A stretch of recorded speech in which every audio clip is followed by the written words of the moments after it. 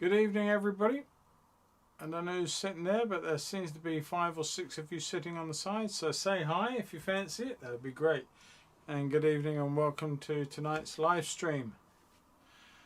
I hope I can pull it off all right. It's quite a complicated one. I didn't realise until I really looked at it and thought, oh, that's going to be pretty complicated, but we'll get there, I'm sure.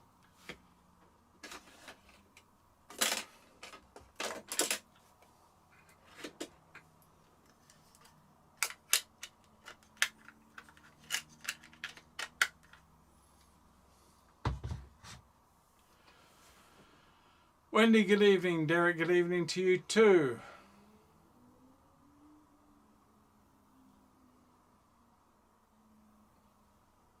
Now it says I've got 5 playbacks, but I have no idea how that can happen. There's only 4 of you there and we haven't done anything yet. Maybe I'll figure out what that's all about sometime. A couple of dirty marks on there I didn't realise on the paper. I don't think that make too much of a problem. Okay, so Ben, good evening to you, sir. Jim, good evening to you. I hope America is fine today. Still got Stuart with you, or are you back on your own again? Cheers to everybody anyway. There's trouble with water in a glass with ice, it drips everywhere. It's a lovely picture, I'm sure you'll do it justice. Yeah, don't say too much too soon. we might not. We will do our best. A few minutes to go yet. Alexander, good evening to you. I hope you're well. Hope the this evening finds you well, and it's a little bit later for you where you are.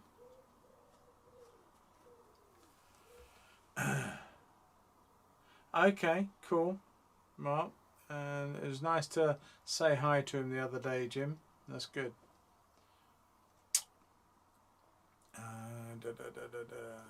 Just wait up for a few more people to arrive before we crack on.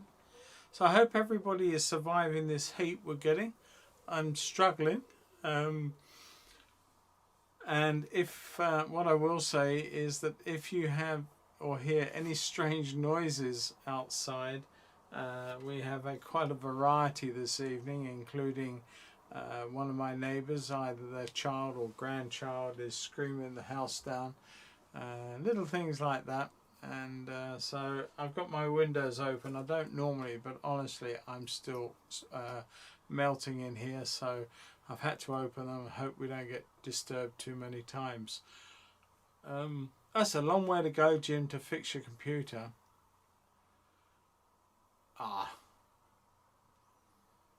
Okay, you're not doing too well. I think you may have to go along to your computer store and buy a fresh computer by the sounds of it, Jim. It happens to us all.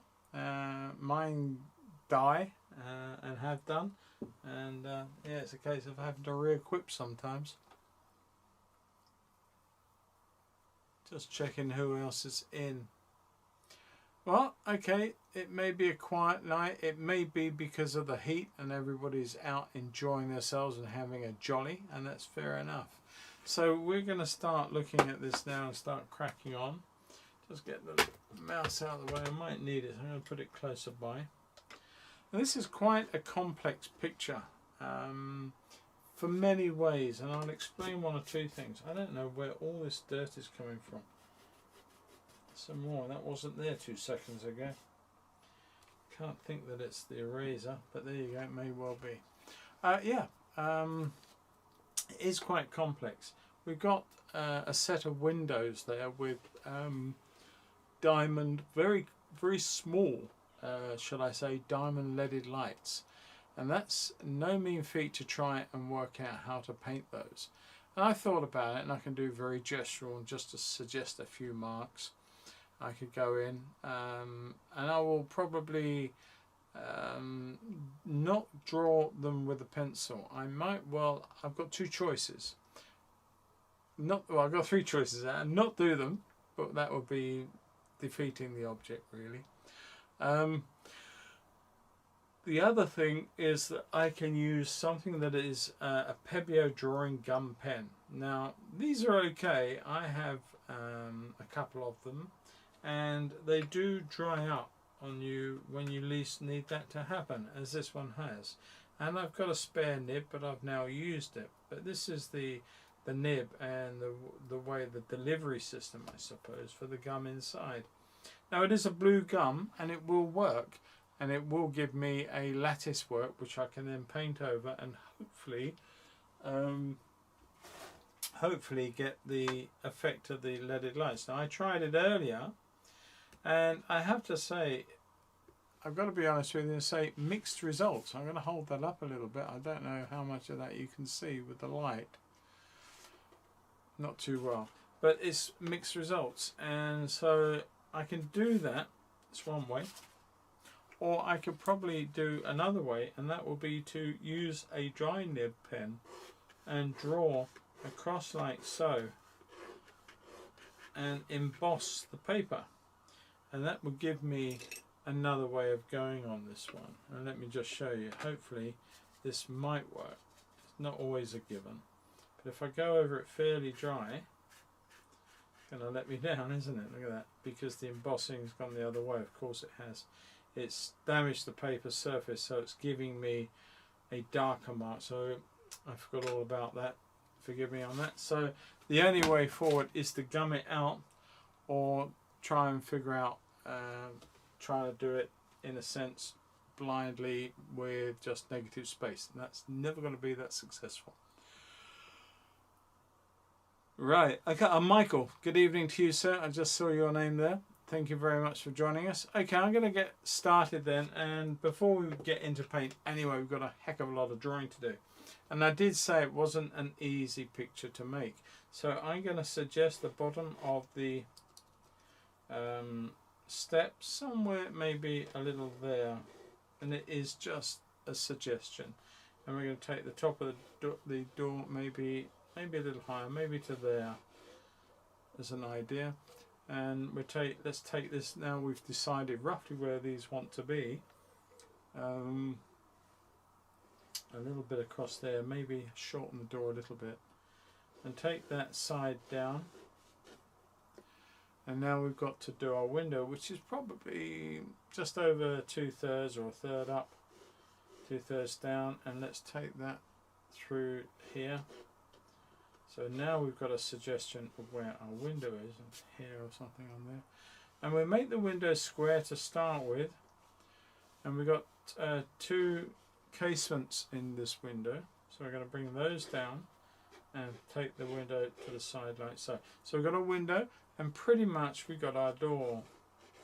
We can adjust a few of these if we don't get too heavy, and which is probably what we'll do. Or at least I'll have to. I don't know yet. We'll have a go. Right. A lot of water tonight, so I'm just going to go to sleep on the door. Now there is quite a lovely curvature, which does seem a little off center, probably because of the angle of the building to me. So when I took this photo, so I'm just going to take that through there, take a curvature down like so, and that will come down to that point. And we've got a nice lintel across the top of the window, and a nice arch of brick which go across like so and higher.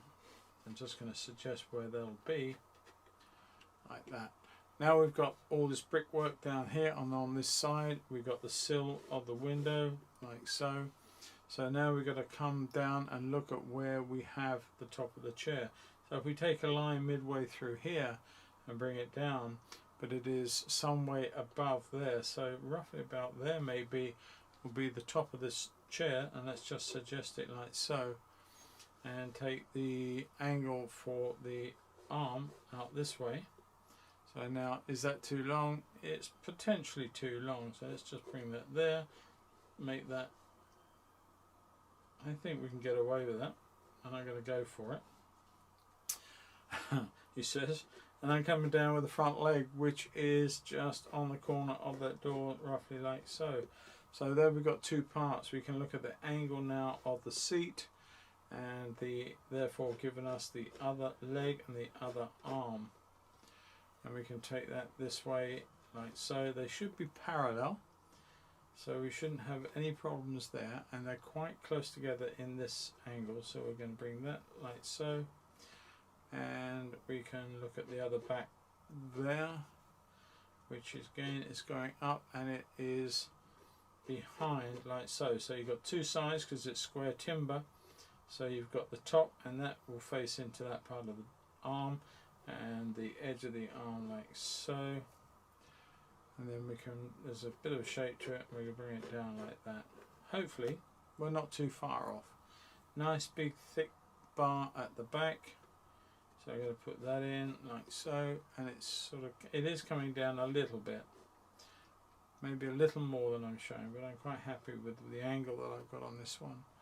And then we've got the base, which we can just about see under that arm coming through to that point there. Take that on down to join up there.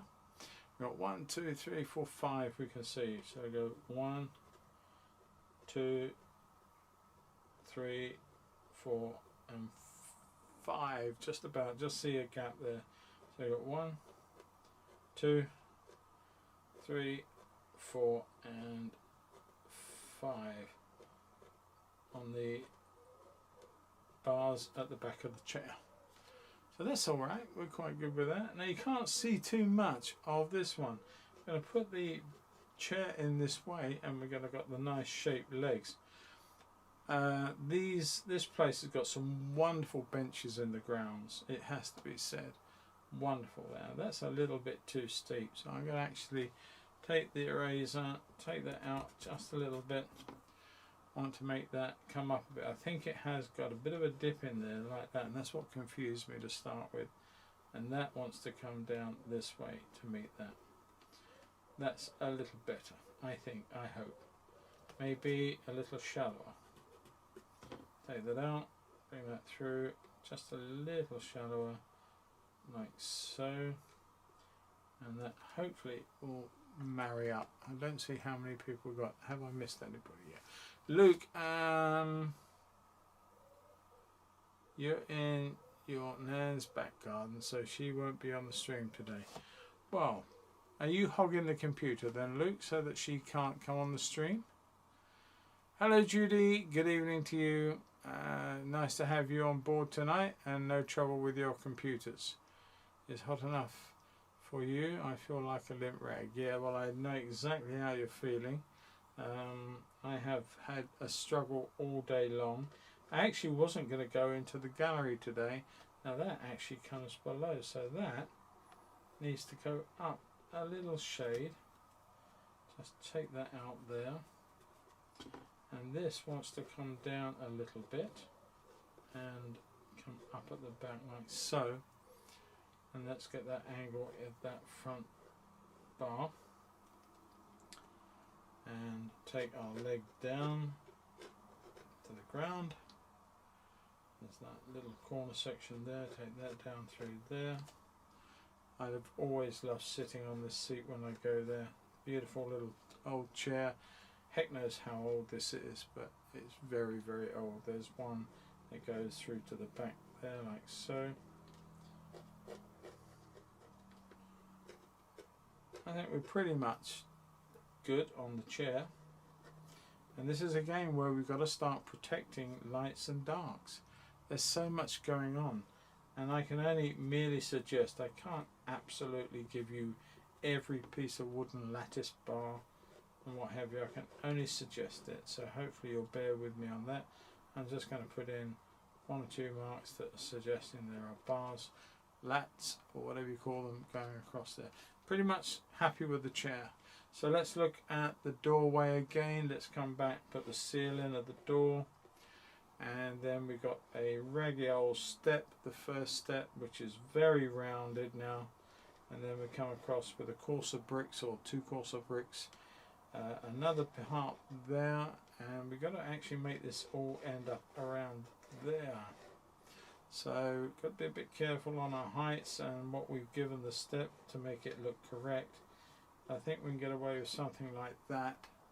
and that allows me then to put this wonderful urn on the top. And it's quite a tall urn. It's almost, but not quite, almost the height of the chair. So I'm going to put that in there. I'll just drop the lead out my pencil. There we go, fresh one coming through. Let me just check that again, somewhere like that. And we've got a beautiful urn, very shallow top, nice curved top, and then it comes in and down like so and sits on this step here. I'm going to put that in. Now if you're not sure how to get that about right, then take the center, which is way off the door. So I've actually got mine too far over, which I suddenly realised, a bit too late. But the edge of it is just encroaching on the door frame. So let's make that the centre of it there.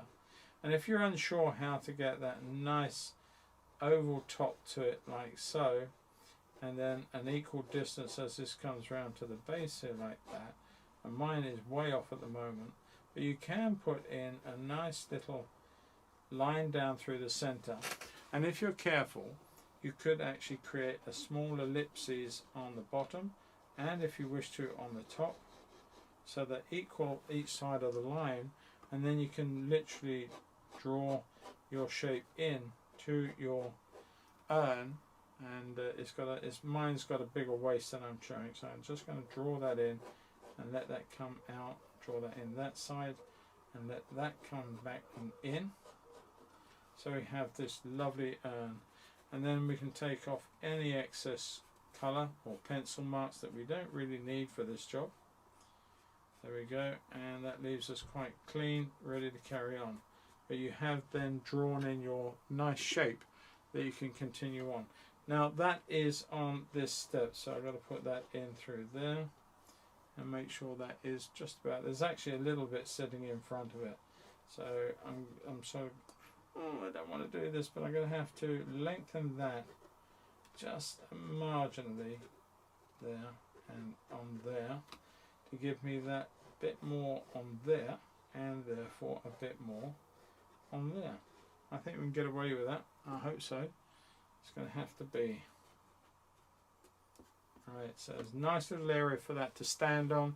There is another couple of pots down here, so I'm going to put a little ellipses in, one there, and it's quite possibly a square pot, but it's now a round pot for the purposes of, and we've just got a nice little shape here and one on here, and we have our flowers or whatever that are on there. Now they do come up a little high on here, so let's just put that in. That's the top of our step, and it runs through the back and between these, so I might make that just a little bigger, and this one certainly a little bigger. They're quite dark, so it really doesn't matter that much. Here we've got all this wonderful foliage coming down on this wall creeper.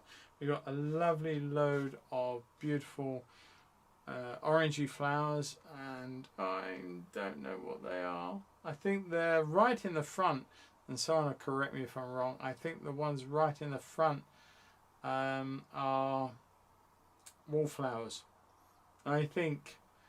And I notice on the right hand side there's a lovely patch of cannas. I do know that because we have bought copious amounts from there and other places in the past, because they're a delightful plant with a beautiful rich red and burgundy and orange flowers, flame ridden. They are beautiful.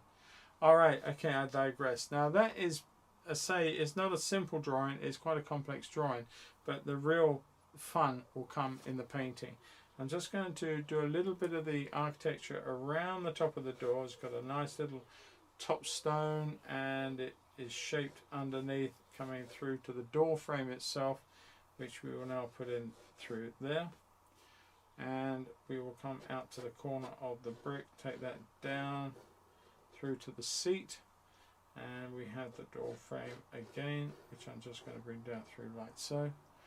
And we've got a lot of foliage coming over this part, and the corner here is pretty much lost, but nonetheless I'm still going to take that up and down that way, and then suggest the door frame in like that, Try and make your bars a little accurate if you can, the width here and here.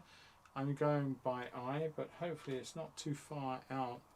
And I've gone just nicely down the side of this urn, which is as shown on the door itself.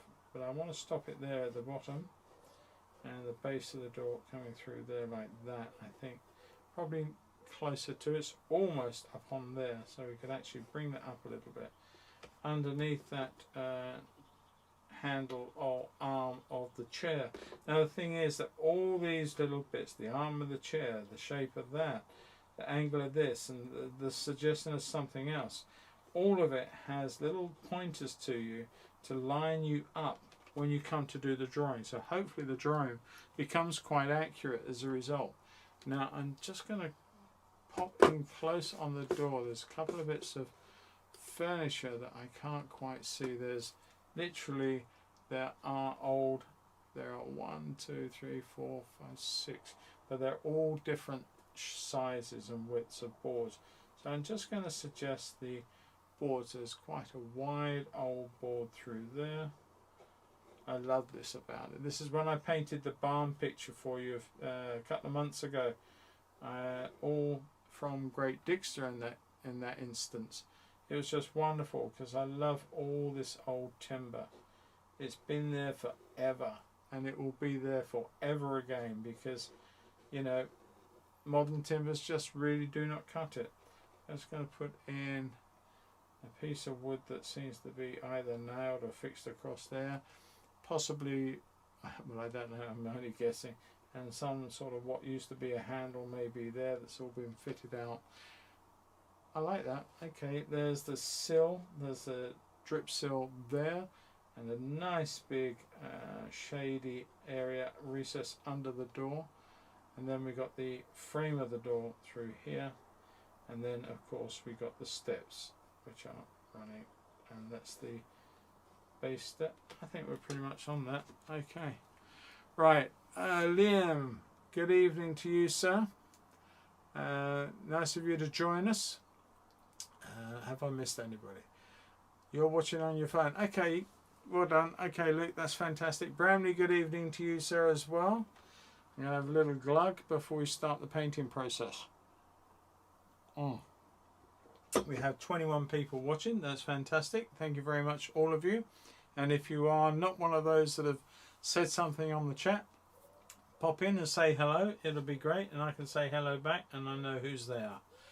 Right, so I'm just going to pop out with this, and I did say, what am I going to do with this? Well, what I will do is I'm just going to create the frame of the window first and foremost. So we've got our lintel across the top like that, and then I just want to put in a suggestion of the framing. It's quite thin, but nonetheless important. And coming down the side of the brick, and on this side you see just a little bit more of it because of the angle of the window to us. And then the side of the brickwork, again there is a suggestion that there is a reveal to the brickwork, so we need to put that in. So that's a little shady part. We don't see it here, of course, we just see a bit of a dark line coming down the coursework. And of course over here we see another shade area underneath the lintel, or over the top of the lintel, should I say. Alright, we've indicated our window lines, so let's just bring those down. So there's our mullions. A mullion? I know if that's I think it's a mullion from my old days in windows. I think it is. If I'm wrong, someone will tell me. But they form the bars for the casements. But I think that this is a non-opening window. I can't see other framework that's going on that would tell me that there are thicker bars here as opening casement windows. So I'm assuming that if they were, they're not now. And of course we have what appear to be a couple of curtains inside, which we will put those drapes in. like so. They come out and that starts to tuck back in. One or two little bits of ornaments and what have you sitting just inside. Just going to put a couple of shapes in there and call it that. Alright, now the crazy paving. I'm not going to do too much. I'm going to do a little couple of lines, just a few suggestions. There are bricks and stuff, all sorts of wonderful shapes going in and underneath the chair and beyond, and creating the pathway that goes off through these canners. So we've got these lovely canner shapes, which I'm going to just, these are worth trying to put a little sketch in there. Big structural leaves, great big sculptural plants. They're wonderful. They are ravaged. Ours got ravaged by the winds earlier as they were developing. So I'm going to just put these in and very loosely, just suggested, nothing more. And that will give me all that I need in regard to those. But then we can have this pathway literally sort of running through and out of the scene past them in this fashion, something like that. And then we've got the wall coming down and we've got all this wonderful foliage around here. Okay, let's carry on. I am hello and welcome. Hi Leora, good evening to you. Glad you could join us. And Bernadette, good evening to you too. Thank you for joining us. I'm just seeing if I've missed anyone.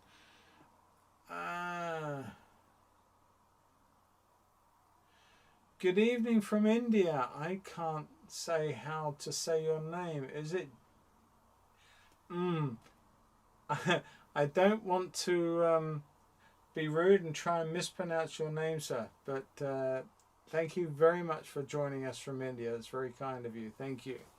All right. Okay. We will carry on. And now I was looking at this picture very hard. I did say to you that it wasn't an easy one. And it really isn't an easy one. It needs planning. There's lots of things in here that you've got to consider. We've already talked about the windows and how to make those happen.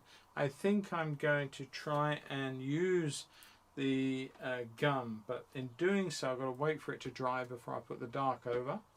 And I don't want them to be white when they're finished. So what I'm going to do is I'm going to put a very pale wash over, which will work for the woodwork and the lattice work. Let it dry thoroughly, and then I will go back in and draw my blue lines.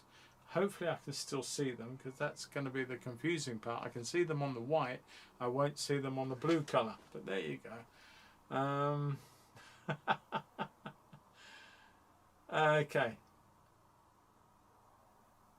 So if I say Jijirith, that would be good. If I have said that right, thank you for that. And I hope I haven't said it too wrong. Please forgive me if I have. But yeah, so anyway, back to this. That's what I'm going to attempt to do. But I've got to sort of play around, do a bit, let it dry, do another bit before I carry on. And then the whole thing has to be really dry. But when I did this one earlier, and I said I was a little bit concerned that I did let it dry, and it's not, the blue does not come away and reveal too well. So I'm not overly happy with the lattice work. So we're going to see what happens anyway. We'll see what goes on with it.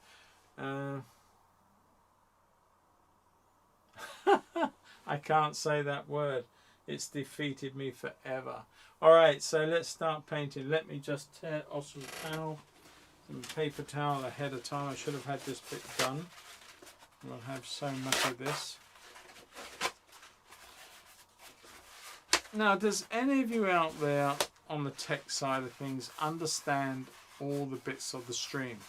Because I've got something that says playbacks in my, underneath what I'm looking at here and here and over here, I've got something called playbacks, and it says 36 playbacks. I'm not quite sure what all that means, so if you do know what all that means, then let me know. Those of you who do streaming or in other activities may well know the answer to that one and can help me out. Right, okay, so let's crack on. I do need just to clean out my palettes from the last time, so we start pretty fresh. I didn't get a chance before I started this evening. Quite honestly, I was so cooking. I just wanted to sit outside as long as I could before I came in. But that's the way of it. Okay, we're pretty much good for that. Let's get rid of that and let's carry on. So I'm going to do some simple washes to start with. I'm going to pick up a nice big brush, make lots and lots of pigment, and I'm using this, which is a nice mop from a Skoda, and my water is nice and clean, and I'm going to mix up several mixes. My first mix is going to be one that would resemble the bricks. So I'm going to use some Indian red, and it's a lovely colour. And I'm going to mix that into this pot. Lots of it. That's way too little at the moment. Okay, some Indian red going on. And I want to mix that up with some transparent orange into this one. And let's get some of that going. And we can mix a little bit of red, which in terms of that is vermilion, just to play around with that colour. And I want to mix some greens. I want to use some aureolin. Got a little bit of red mixed into that, a little bit of the green. Let's put in a bit more. We don't want it to be a lemony green, we want it to be a coolish green, so that will work for that. Let's just see how we go and we can carry on. Sylvia, good evening to you. Lovely of you to join us. I hope you're well, as I do hope everybody else is well, of course. Right, let's carry on. First wash in, let's come back in, just reignite that. Let's just put one or two areas over. I'm using, oh, I didn't want that to happen already. I'm just using a lot of lovely power washes. And I'm going to be mixing as we go, adding to it. Lovely, lovely warm colours of the brickwork. But I want to intersperse that with some of these greens. So I'm going to be tapping in some greens as we go, just to play around in here, just to suggest, let them flow down. A lot more over on this side, of course. We have an awful lot of foliage going on. I'm just going to literally play around. Let things settle and go where they want to. And this is a horrible point in the painting for a lot, because it can go awfully wrong. It can really go terrible. And you think, oh my lord, what have I done now then? I do want to take that back off just there for a moment, and you'll see why very shortly. And I'm getting wet, I'm sloshing water everywhere at the moment. Just coming in here, and lovely vibrant green coming down through. Okay, that comes almost over to and onto the door, and a little bit in there.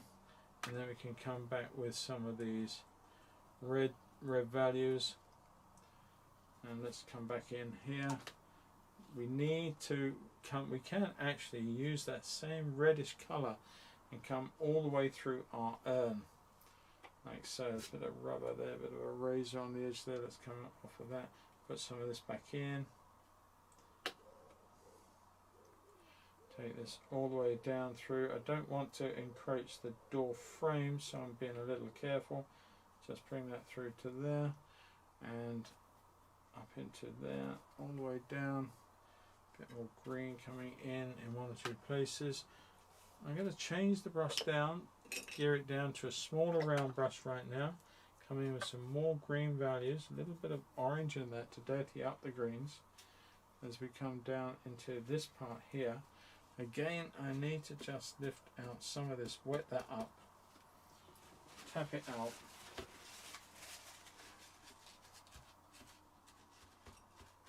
Okay. I'm going to tap that off there because it's settling down into a certain area I'm not really wanting to touch.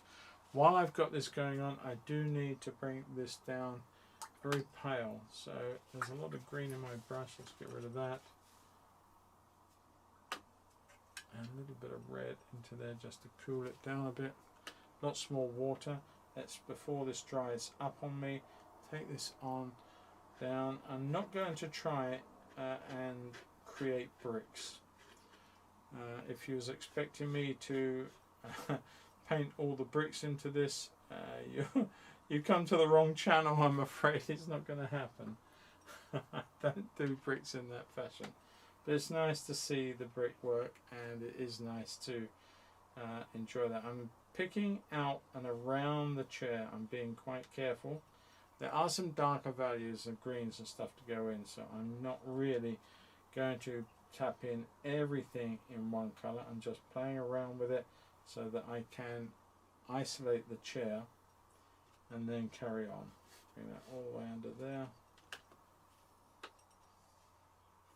down the side, join that in, and hopefully we've pretty much got this wash working before we carry on. Now what I do want to do is make a really nice orange. Now to that orange I'm going to use some cadmium red, which is an opaque red, unlike vermilion, which is not. And to that I'm going to add in some Indian yellow. Mine is quite contaminated, so I'm being careful, and make this nice orange. I just want to put in some lovely taps of these. I don't know if they are, but I call in them nasturtiums, and if I'm wrong I'm sure somebody will pick me up on that.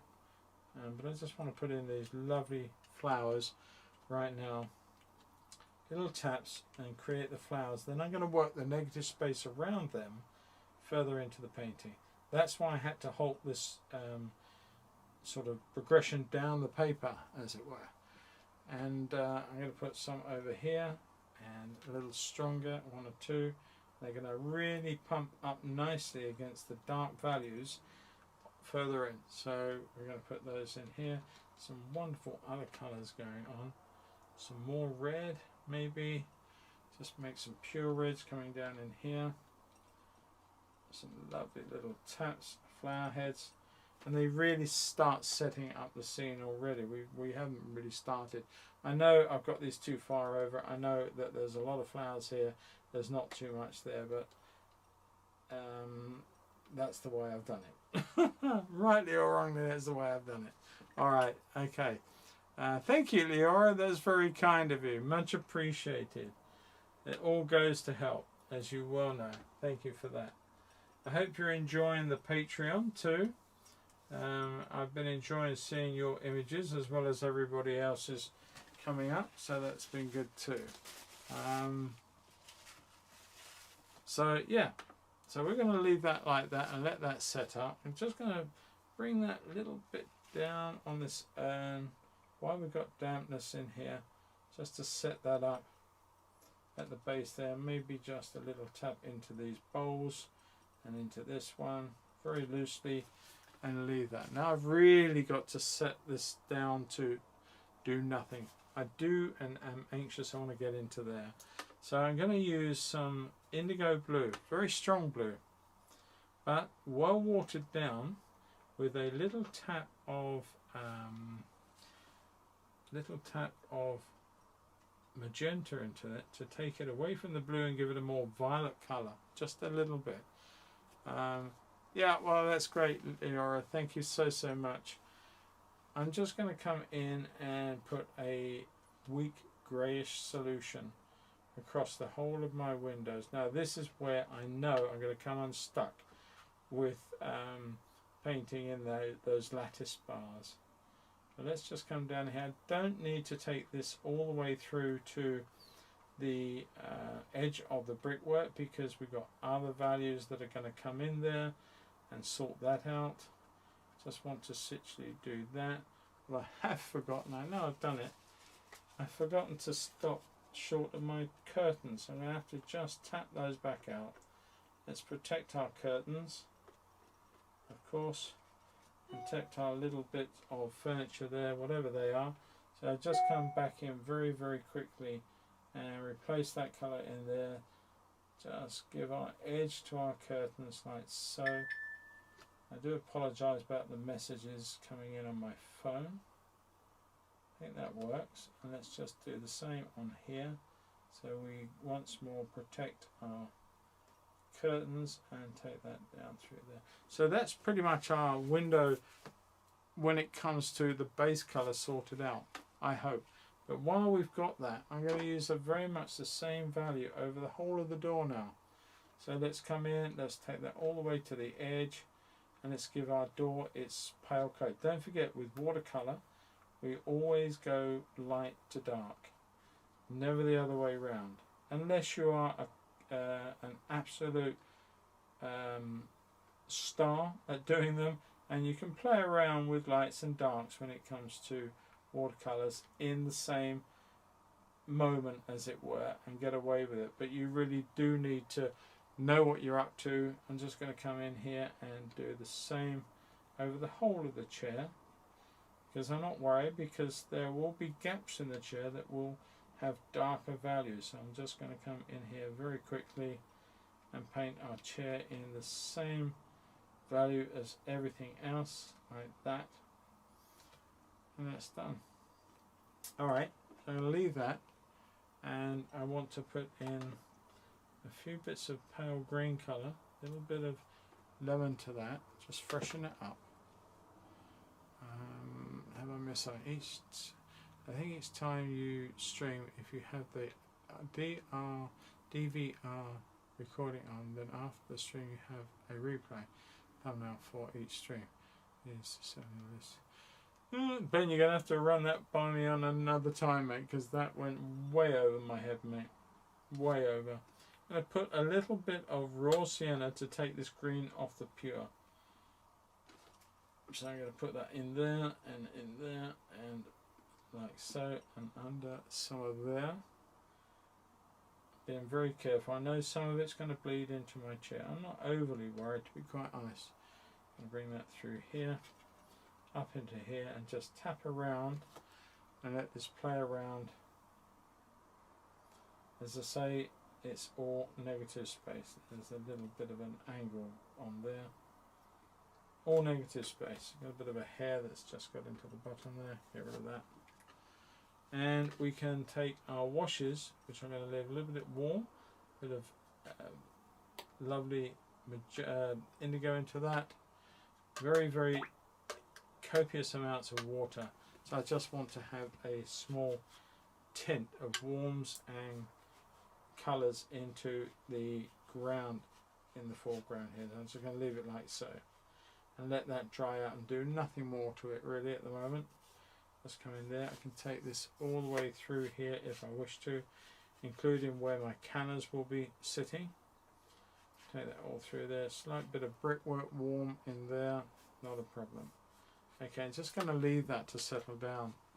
I'm going to come back in and put in some more raw sienna into our greens. Just play around now, and I can tap like this, and I'm going to suggest that I can't see stems around these. I can just see the beautiful flower heads, so I'm going to try and put those in. I don't mind leaving little bits of white paper. That's all good. That's just giving me light and forms on all my greens. But I'm really trying to just set it up. A bit more green. That's a very powerful green is that one, as you can see. So I'm going to put some more yellows into that. I'm going to come in with some Indian yellow and some more burnt raw sienna, and just tap around in these greens a little bit. I will layer up more and do more, and just want to give a sense of structure to this by tapping some darker greens into the lights. Right now we are giving ourselves slightly, I'm going to put a bit of blue in, but a slightly varied green and lights and darks as we move forward. So just going to tap in a bit around some of these flower heads, so they have the ability to sort of be part of something.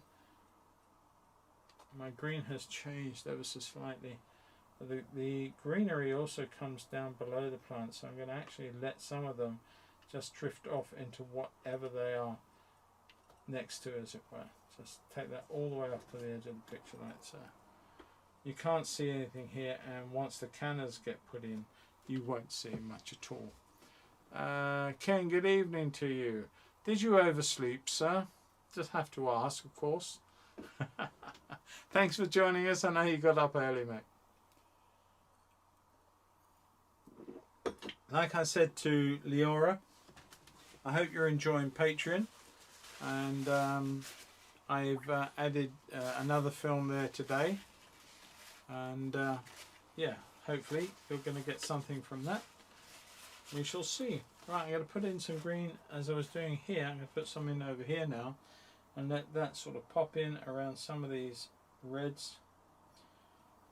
Now I'm only suggesting, if you remember the great Dixter picture of the house that I did recently, I did a lot of this. I did just played around with some of the colours and created my shapes of flowers, as it were.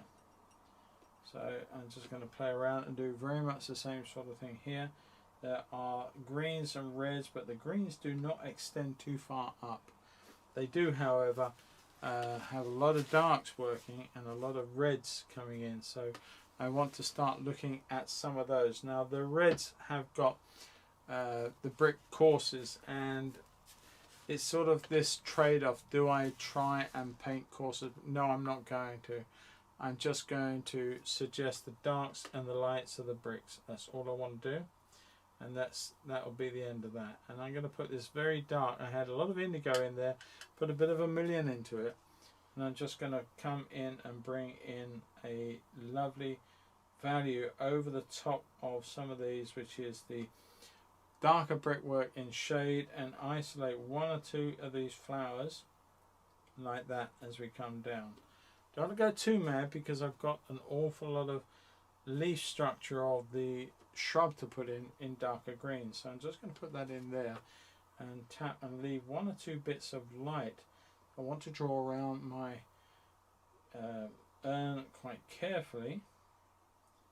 I'm being a little bit careful with that. I also want to tap in a little bit of greenery into that too. Quite strong, because I actually missed it, so I'm going to actually have to put that on quite strong as it's laying in over the top there. Tap off, it might allow me to leave a stain there through the reds. I don't think it will, so I'm going to have to sort of live with that just as it is and make the best of that part as I can further in. Right, let's go back on up. Let's look at the shade over the edge of this door. And now we're layering and we're putting in the wonderful darks. We may even have to do some more, I don't know. But now I'm working some negative spaces back into my greens because I'm trying to tell you that there's a lot of foliage on that's catching the light, but there's a lot of dense darks in there. And this is where, to be honest with you, I'm sort of thinking on my feet. I am tackling this and hopefully leaving enough. Now I dare say that I'm going to get so far in and have completely missed something, but it will be too late. In the same way I missed the greens on the urn, and it's too late. I can't change that. But there you go. I think so far we're okay with it, and I'm quite happy where that's going. Okay, we will keep on. We will carry on. I don't know what the time is, but I'm trying to keep an eye on the clock as well.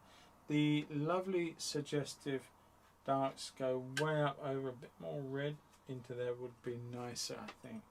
So I'm going to put in some red, and I'm scratching it around just a little bit because I've got a lot of green to come back in. So I can do that, and I can actually come back in with a stronger light green in one or two places. Bit more yellow into that. Just take some of that green off, and this is almost like a second bit of foliage. Scratching around, I'm going to bring some down through here.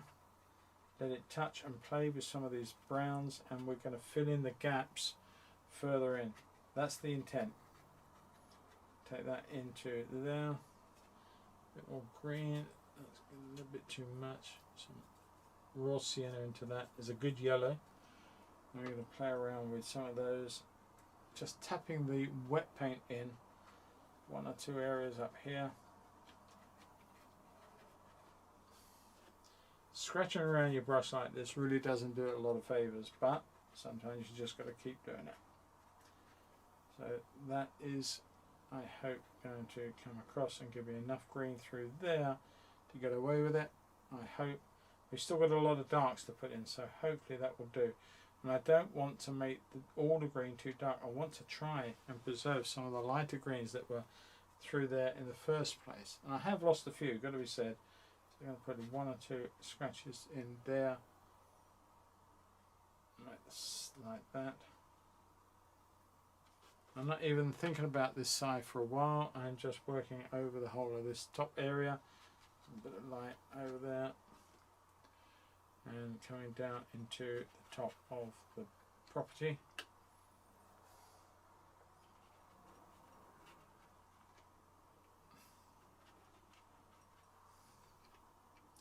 One or 2 green taps.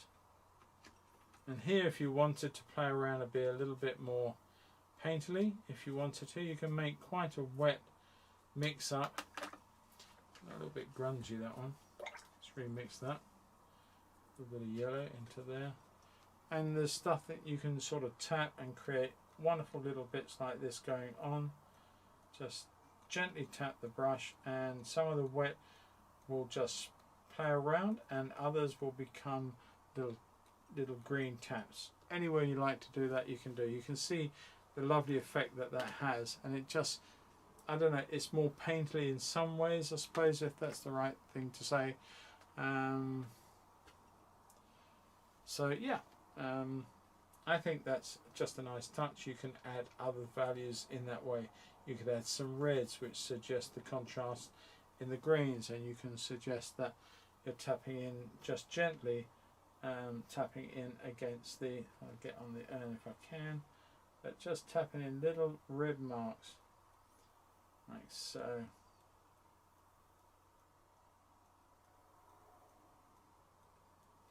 Just a bit of fun, really. And don't worry about these, they will break up with some of the little bits and pieces that we put on with the shade and shadow, so don't worry unduly about all of that. Just let it sit and play around in lovely little fusions of colour in there, and that's, I quite like what that's happening. Let's just do a bit more through there. Don't want too much red, let's get rid of that, make another mix very quickly. It's just having a little bit of fun with the pigment. I'm going to put some more in here later on, but I'm just going to put in a little bit more now. Don't go too mad, it can be overdone. A little bit here to settle down while we're going. I'm not going to put too much in. Take that off of there. Just leave it at that for the moment. We're going to do some more in here maybe later on. So whilst that's drying up, let's start looking at some of the darks in the down in here. We've got to bring a lot more dark in here. I'm going to bring that down and around, and leaving the odd little bit of red or light red showing, which is where you've got little taps of sunlight just poking through and clipping the wall, and hopefully you'll get that from this. There's quite a bit of blue. I'm going to put some ultramarine blue into that, make it a bit more violet, a little bit darker, less red. I'm going to tap some of that in like there. And it does look to me as though, you know, you're getting the light is just pushing through some of the foliage. And I will start to look, while I've got it, at a real dark green. So I'm using quite a bit of phthalo green, but I'm going to put in a lot of indigo blue, and I want to put in some Indian red just to take it away from pure green. I'll tap a yellow in there as well. Just check it, if you're not sure, just check it on something like this and see how that looks. I think we're good for that.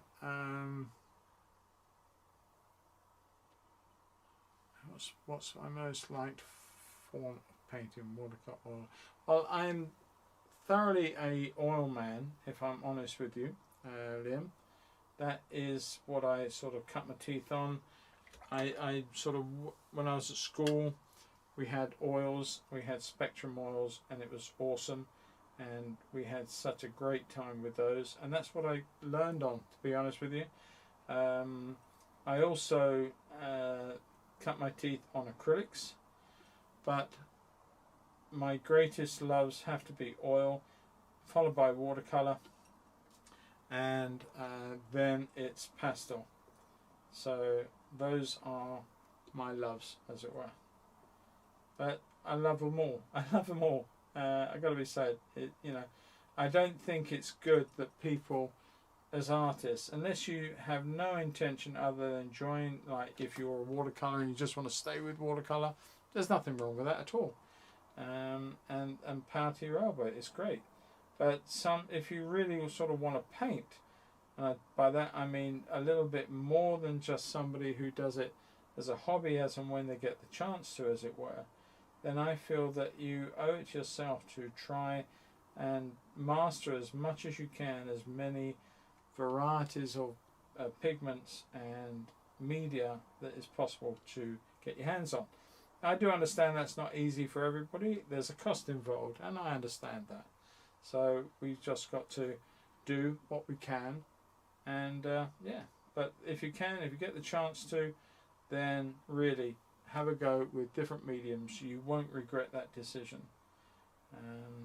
I certainly haven't, and you know, all my students know that I've got an arsenal of different media to play and draw upon. I've got everything from coloured pencils to charcoal dust to oil paints to I've even got some very old egg tempera. I've never actually used those. I can't find them at the moment. I know I've still got the tin. I'm sure they're still good, but they've got to be 30 years old, which is quite intriguing really. If they do work, I'd be quite amazed.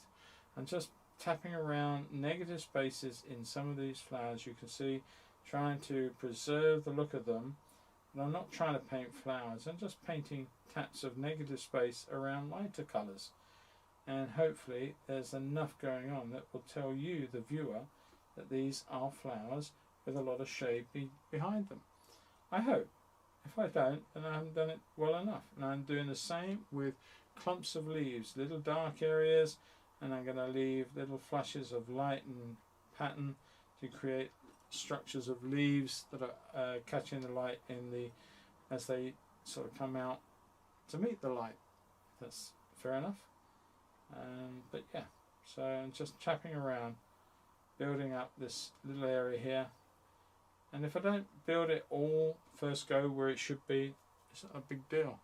Just got to go back in a little bit later. I'm just actually adding a slightly different value of green into one or two of these places, so that you've got semi-darks of green going on. It's not all total dark. A little bit of medium dark green going into that, and some of them catching some leaves. And go back into some of the other ones as well. Yes, no, charcoal. I didn't forget it. I said charcoal dust. So I think I am forgiven for that, Wendy. I said charcoal dust. That's my excuse. Got away with it. Right, coming back up in here, I'm gonna sort of really tap in some darks up in here. It gets quite heavy as it's coming up the top of this climate, and actually is good, because what that's doing now is it adds weight to this corner and stops the viewer coming out of the picture. It holds them in place and gives a lovely, and pushes all the attention into here, and that's where I want it to be. So I'm going to sort of go so far with this dark, and then I'm going to stop and come back and just reassess where I'm at. Quite a dark lump through there. Please don't sort of say anything if I haven't got the dark in exactly the right places of the photograph.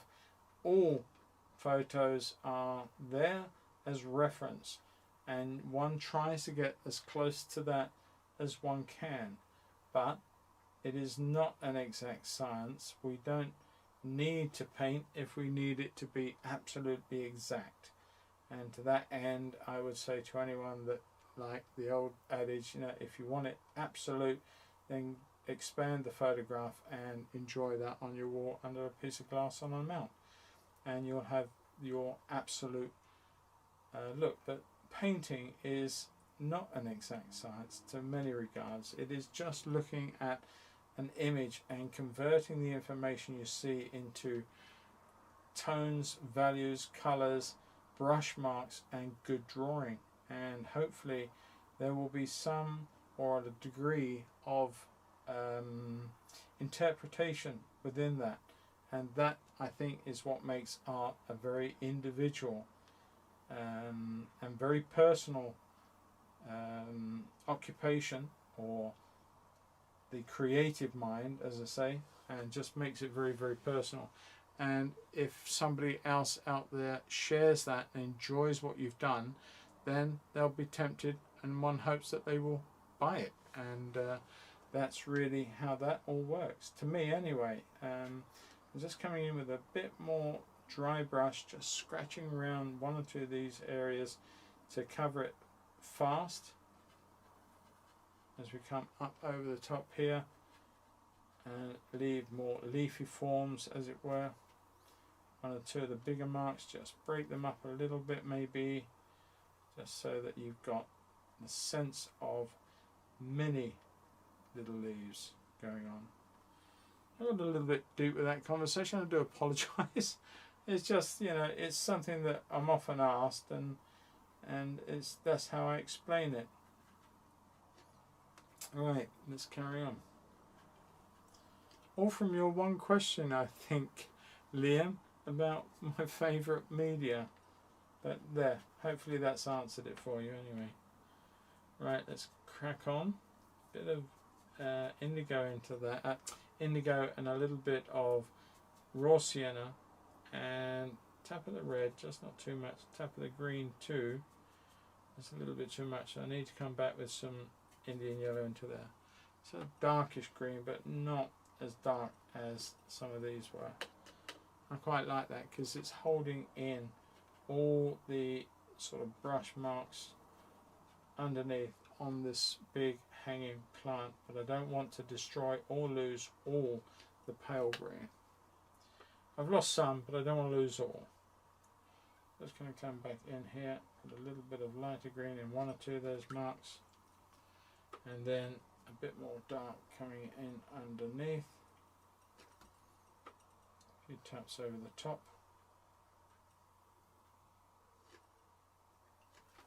And I'm going to draw some of these marks in. Now, I've not got the highlight that I wanted on here. I actually have lost that in that little bit of green there. So I might try my luck. This is where often it does go wrong. Let's try and lift some of that out and let that dry back up, and then go back in, being very careful not to overdo it. Hopefully that will dry up without too many cauliflowers going on. What I will do is just gently tap off so they can't do too much damage. If there's no wet paint around, or it will do what it wants to do, and that'll be the end of it. So I hope we can get away with that. Alright, so I'm going to have a quick slurp, if I may.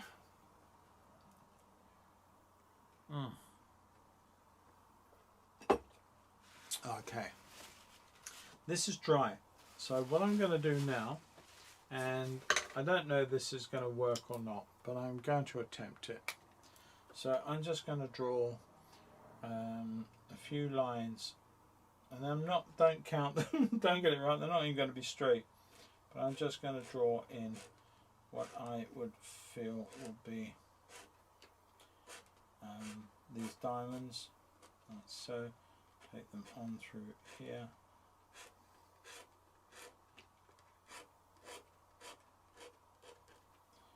And over here too. Keep the angle correct, hopefully, and you'll get away with a lot. I'm going to come back this way with it. And I think that actually this may not work, because I think I'm actually damaging the surface of the paper. This paper is such a beautiful paper, but I think I'm actually damaging the surface. Therefore I am getting an impress mark and not a piece of gum. So it may not work at all, but we shall see. I'm going to leave it at that, and hopefully we may get away with that. I don't know. Time will tell, and we're not ready to go down that road quite yet. Alright, so we've got our greens, and we've got this part here. Here we've got a bit of a different situation. We've got much more contrast between the greens and the wall.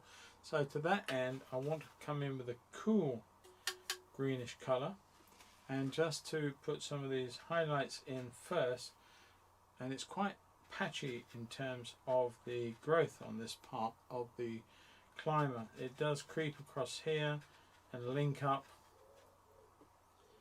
Use a bit more of this just to come up into there.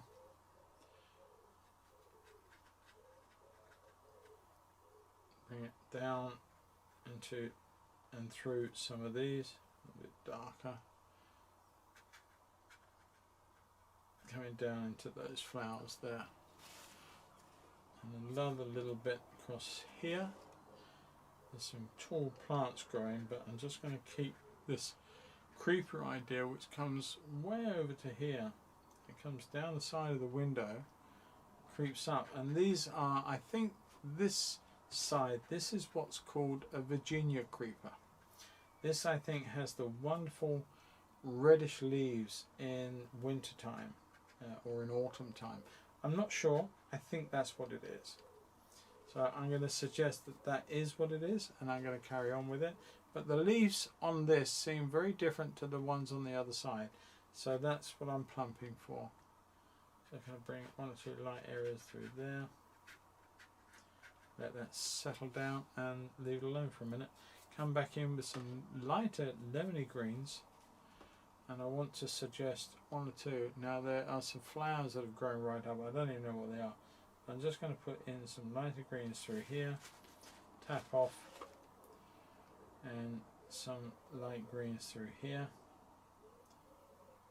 And just leave that alone.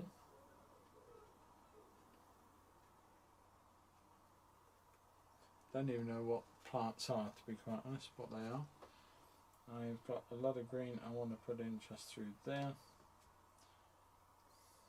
And on this one in here.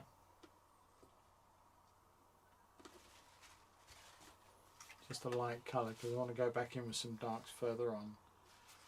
Okay, I'm going to put a bit of green and stuff around what these flowers are. They were meant to be wallflowers, but I don't think they are now.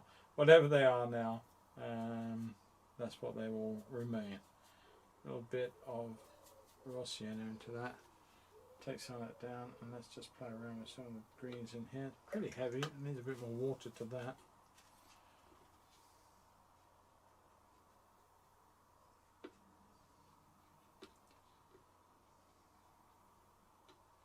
Just playing around in there, just trying to cover out some of that. I want a bit more yellow ochre, raw sienna into that, just to take it towards the yellow and not the pure green that I was using. No idea how long we've been going on. Hour and 8 minutes, so we've got to crack on. Right, now this is looking quite dull. When you look at this white and this door, it looks very dull. So we haven't achieved the light that we want on that just yet. But we're going to start. So I'm going to come in and I'm going to take the centre pots out, some of this green out. It's looking very green. Okay. And let's come in and look. Now we're going to use some indigo. Lovely, rich, lovely colour. I love this beautiful colour. And some magenta into that. I'm going to actually add a bit of vermilion and come back in with some more blue too. So that gives me a dirty purple. It's quite like a diazine purple. But I want to give that a little yellowish. I'm going to come in with a bit of sienna. Take it away from the pure and give it a dirty, grungy colour. Now to that I'm going to mix some into the next pile. And I'm going to put some cobalt into that and give me another choice. So I've got something that's slightly bluer and something grungier, if that's the right word. I'm going to keep with the same brush for the moment, and I'm just going to come through the top here on the top of the seal of this door, and it is yellowish under there really. I will have to come back in and change that. But I'll do it right now, so I'm going to forget. There's a little bit of sienna I'm going to put into there, like that.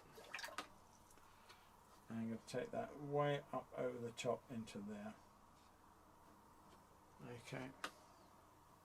There is a bit of light showing, so let's just try and take some of that out and to that end another piece of towel just to drop out some of that. There's a couple of little bits of light just popping through a bit there. Leave those in there, and then I'm going to come on down where I was meant to, through this area, this dark. So we've got the dark there, and I'm looking to suggest the shadows, a little bit of leaf shadow through there, and I'm going to come back into some of these plants, these leaves, try and save those as they start creeping across the door. I could have done with a bit more, to be honest with you, but it's a token and they are there, and that's good. I come in here and let the light come through there, and I can come down now and put a slightly warmer, dirtier, grungier colour that clips through the top of that urn, like so, and like little fingers creeping across the door, they create and leave their marks as these shadow forms. I love that about light and dark and watercolour. It's just so much fun creating these little illusions where light is popping through and you get a little bit of something left, and there's a little sky hole, negative sky hole in some ways, because obviously the shadow is the positive form. Let's come down, let's paint that out. It's got a little light on it, just leave a bit there. And more shadows coming through on top of this. And let that come down. Vary the colour a little bit, vary the density, let that flow. The water is there, let it be used.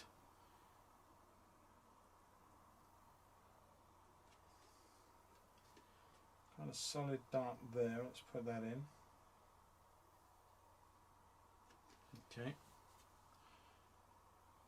And just look. Now it's a case of almost just drawing with a brush, looking at these wonderful little taps of colour across the door. Quite a larger dark area there which we've neglected at the moment. Let's put that in.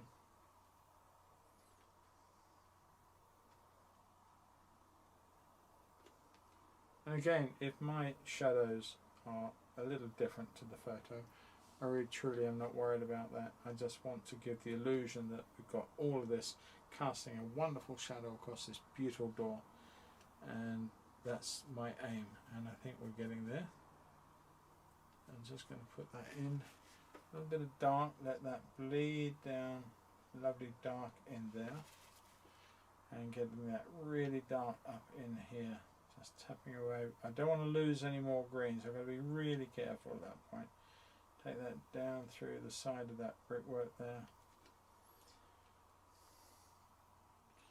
Take that all the way down through the edge on this.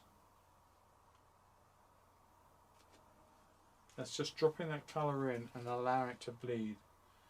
Down that side there will be good too. Just let that come down and travel so far and stop.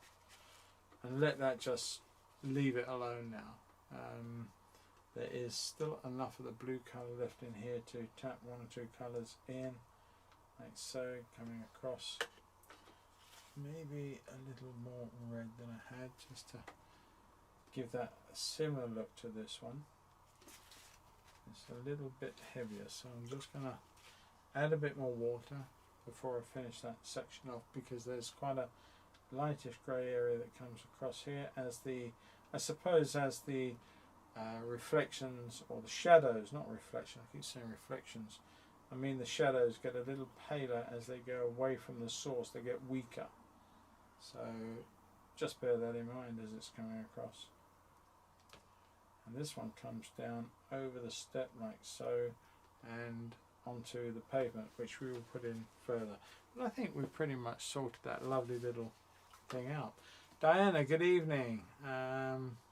Thank you very much for that. I'm glad you dropped by. Teresa, good evening to you. That's great. Thank you very much. I hope it's doing okay, Teresa. We're a bit of a long way from finished yet. I've got to use some of these colours again, so I shouldn't have maybe contaminated. I should have made another one for that, but not a big problem.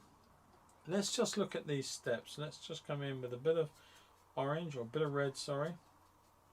just look at that with a bit of green. It's just grunged it up a little bit. Just sweep that through there, and again through that part there. So there, leaving the top of the step, which I want to put in a bit of a pale colour, a bit more blue than I had. So let's come back in with a bit of cobalt into that and let them all fuse together. Take that filament on the urn.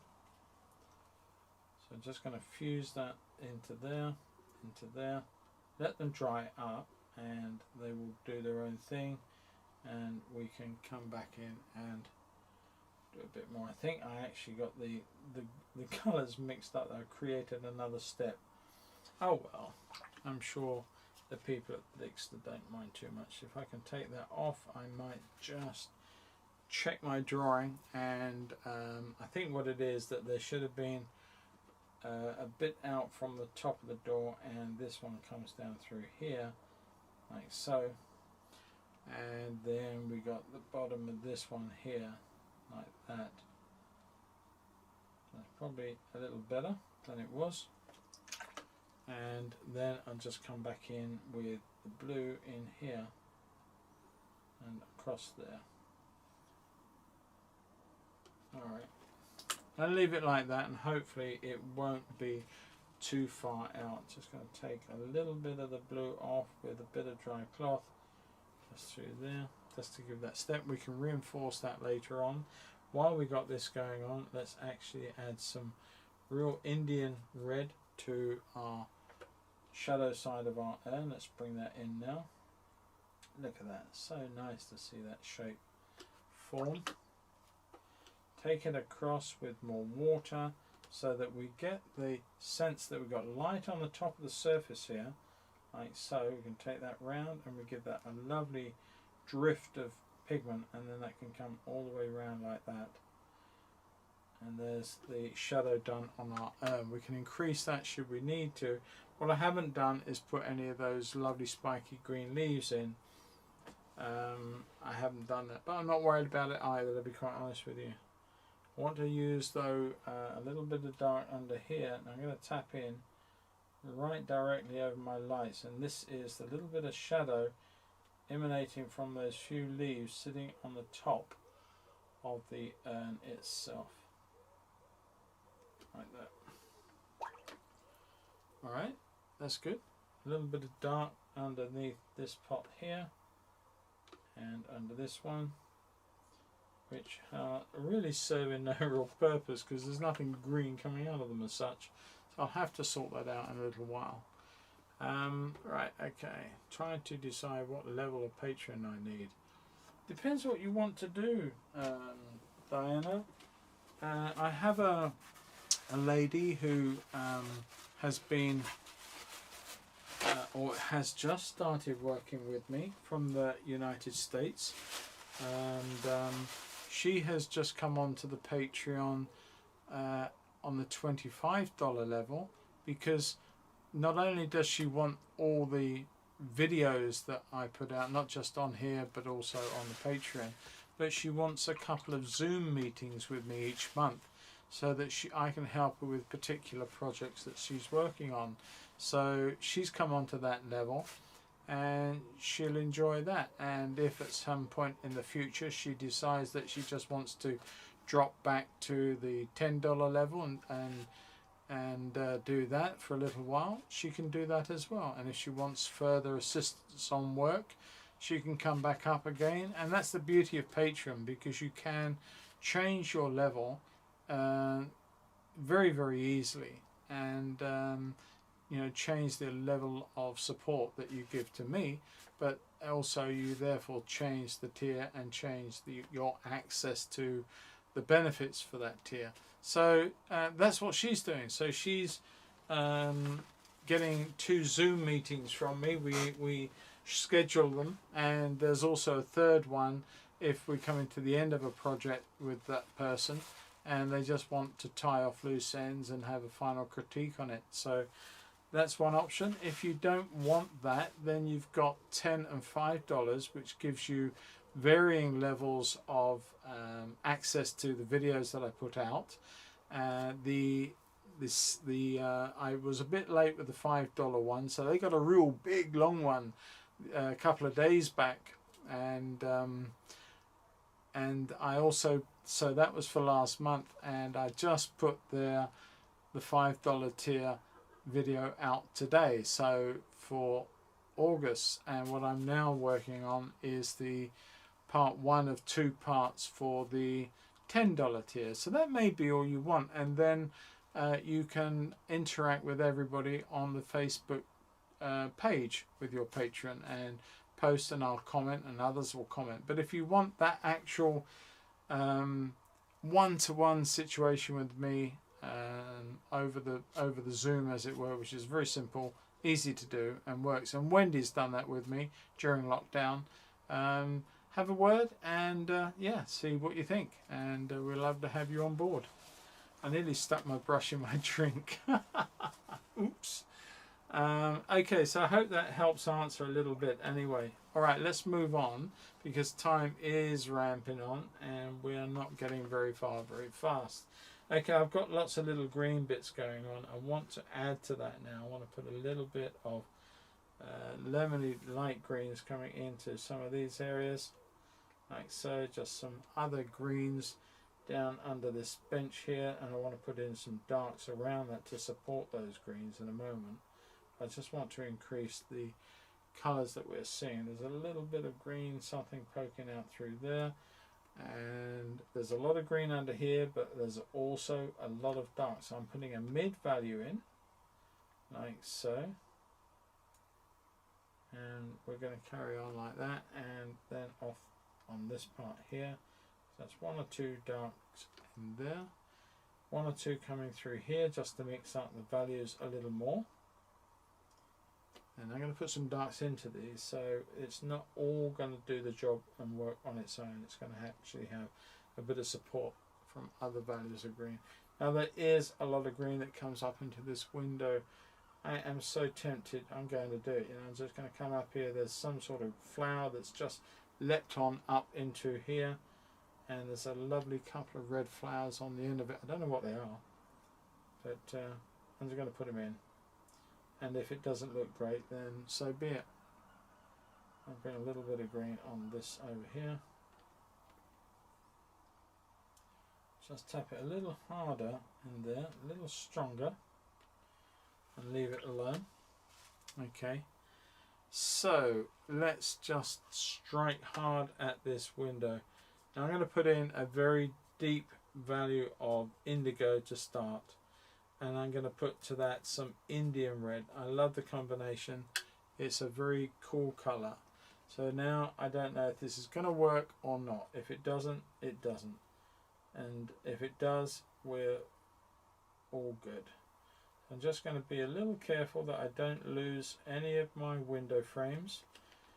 And if I have done this well, we will have a lattice work when I peel it back. It may be partial, it may be total, it may be a complete flop. But we won't know until this is dry. I can see some marks underneath, so it's quite possible that although I damaged the surface of the paper, it actually allowed enough of the masking fluid to leave the nib and set itself up on the surface. I don't know. I'd like to hope so. We shall see. Coming across here, doing the same thing again, and protecting our curtains, of course.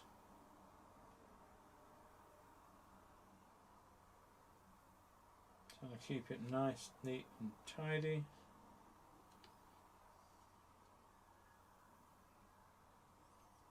Watch that lovely little bit of green I put in there, and I have forgotten, and I will get that done. When did I? $3 is an ideal for you. When I was on that level, I for photo painting. Yeah, it does work. Right, I'm going to put a little bit of red into there. There's those few sort of flowers, and I don't know what they are, but they're just. I'm going to let that dry out before I come back in with the rest of the blue. So I'm going to come in over this side and do this window. Just do that and bring that across and down, like so. Oh.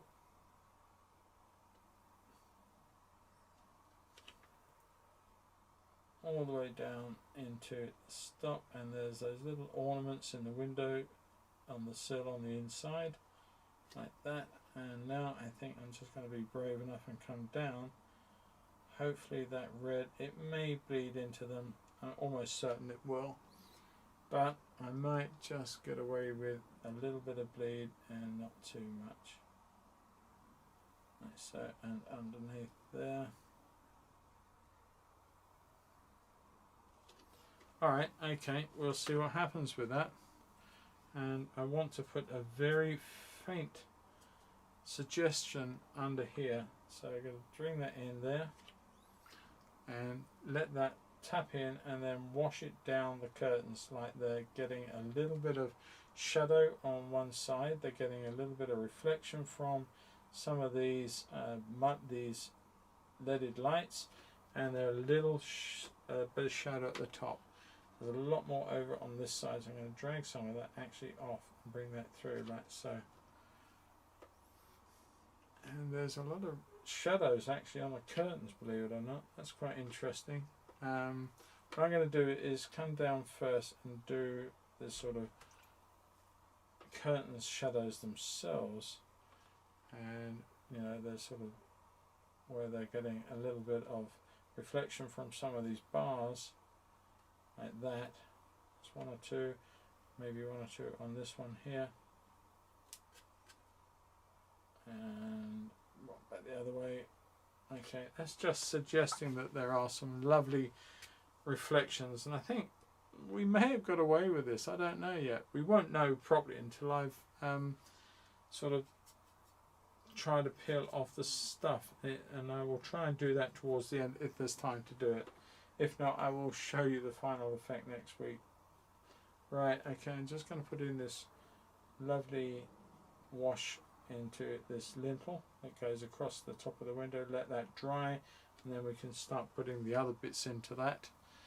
And then I want to put in a little bit of red, a little bit of Indian red, just to really dirty up that, because we've got the edge of the reveal down here.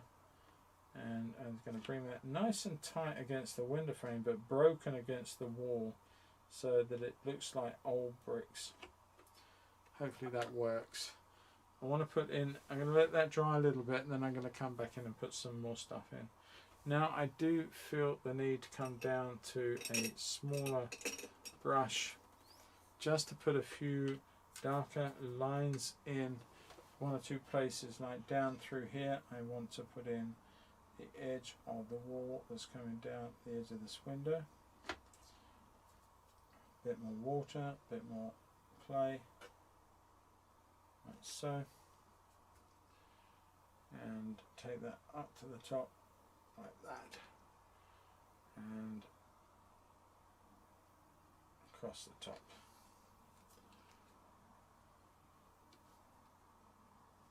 Now there are also some leaded light.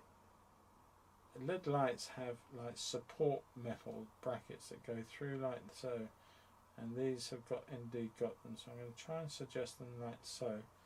That looks like very old LED lights like that. And I've need to come underneath the window frame, so let's take that down there, take that through there, and all the way along through here, like so. So the window is sorted out. We've got the same thing underneath the door, so let's just come in under that door. Nice deep dark shadow cast right the way through there into the edge of the urn, like that. That works. Now we've got to have a bit of a dirty red, because the urn itself is creating its own shadow. So let's give that a lovely dark line in there, and we give that, come across, take that into there, nice cross, nice broad mark down there like so, and then it sort of comes out like that. I think something like that works for me.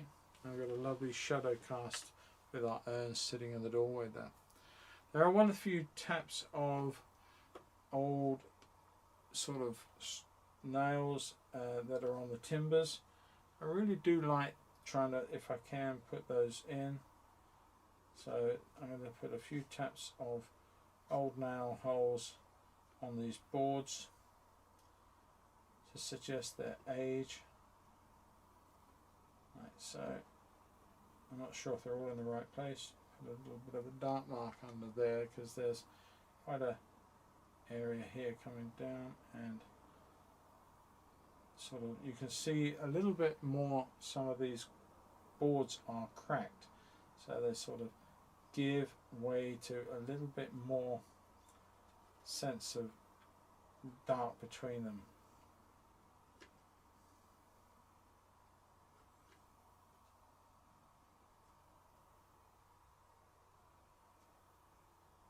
And it's a bit better than just leaving it as a pencil line. I think that just gives it an added little bit extra.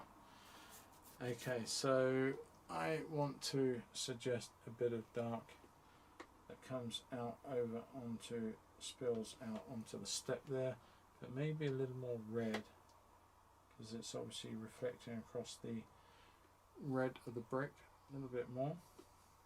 I'll leave that like that. Thank you, Liam. Appreciate that so far. We're not finished yet though. I'm touching wood as I speak to you. Right, we will carry on.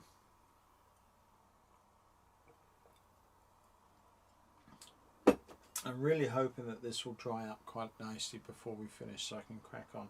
Now we're getting to some interesting parts around here, and I know this is becoming quite a long video, but I will carry on because it's a watercolor. I will carry it on to its entirety. So by all means, if you've had enough of watching this, feel free to disappear at any stage, but I do want to complete this tonight, and I will stay with it until my only other option is to just go outside and melt, and I don't want to do that either, although I think it's clouded up quite a bit. What I was looking for is another brush. Excuse me, I'll just grab another brush out of my kit.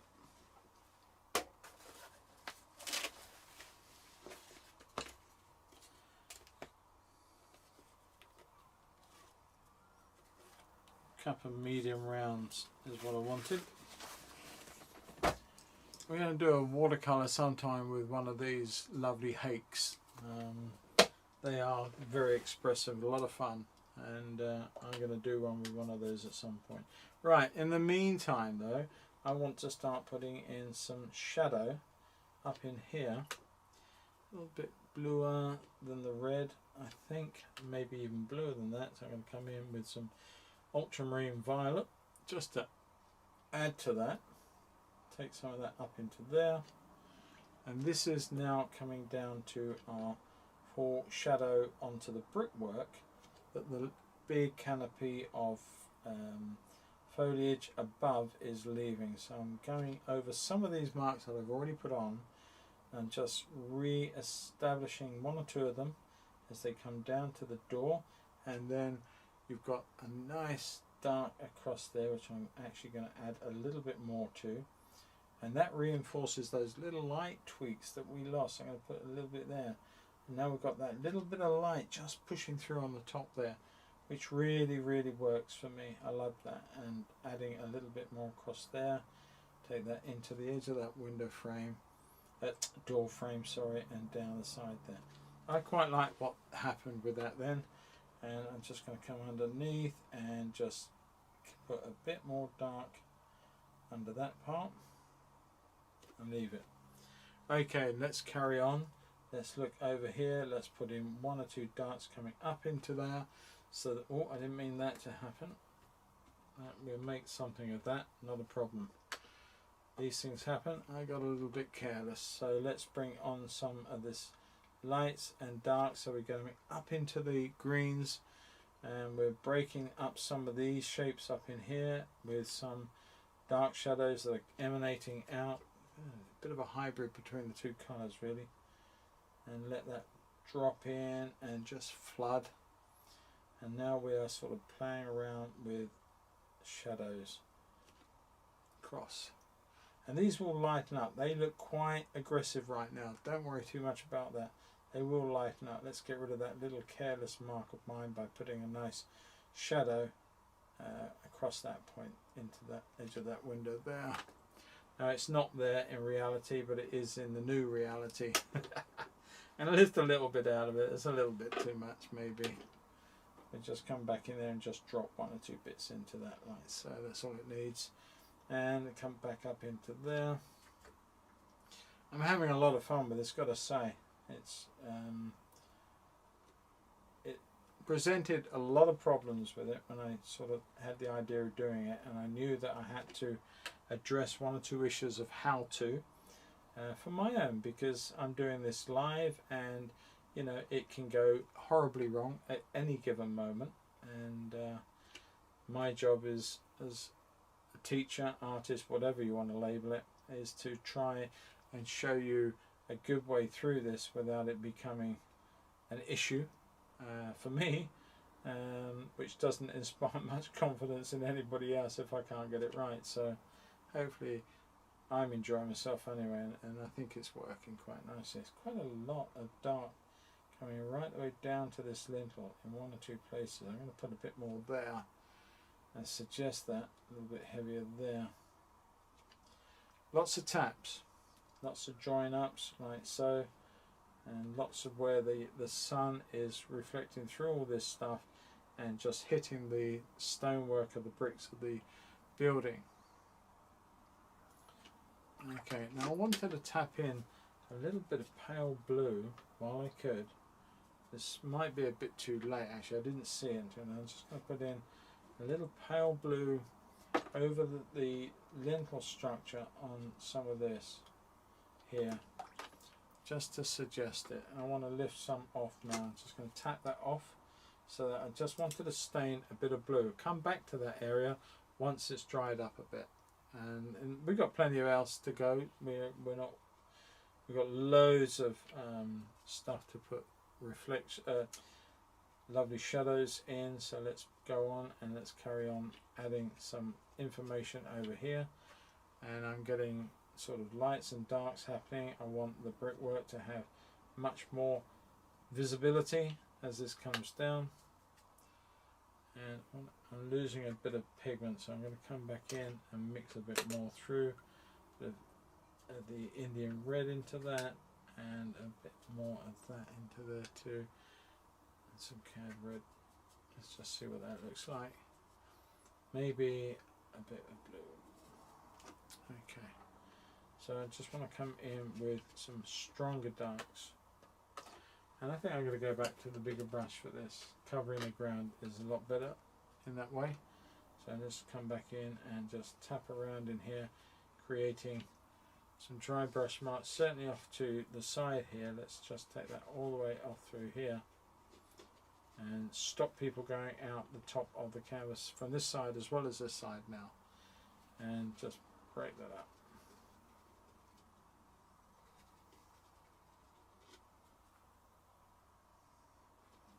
Tapping in darks into the greens, trying to do a very similar sort of thing over here, but there is a little bit more brick popping through in 1 or 2 places. I want to preserve as much of that as I can, and then we come back into some nice shadows under there.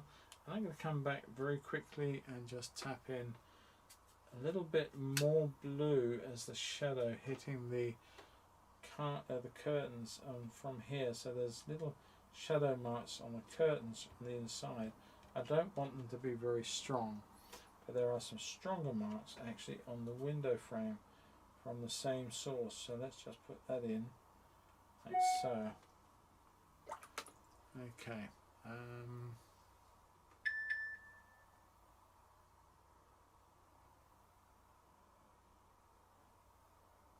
Okay, that's interesting. I haven't really thought about that, but I know a lot of American painters and some other foreign national painters paint very, very heavy darks. I mean, 7.00 Castle is one that comes to mind, that uses an awful lot of dark pigment to represent some of the colour shifts and make his paintings so much more moody.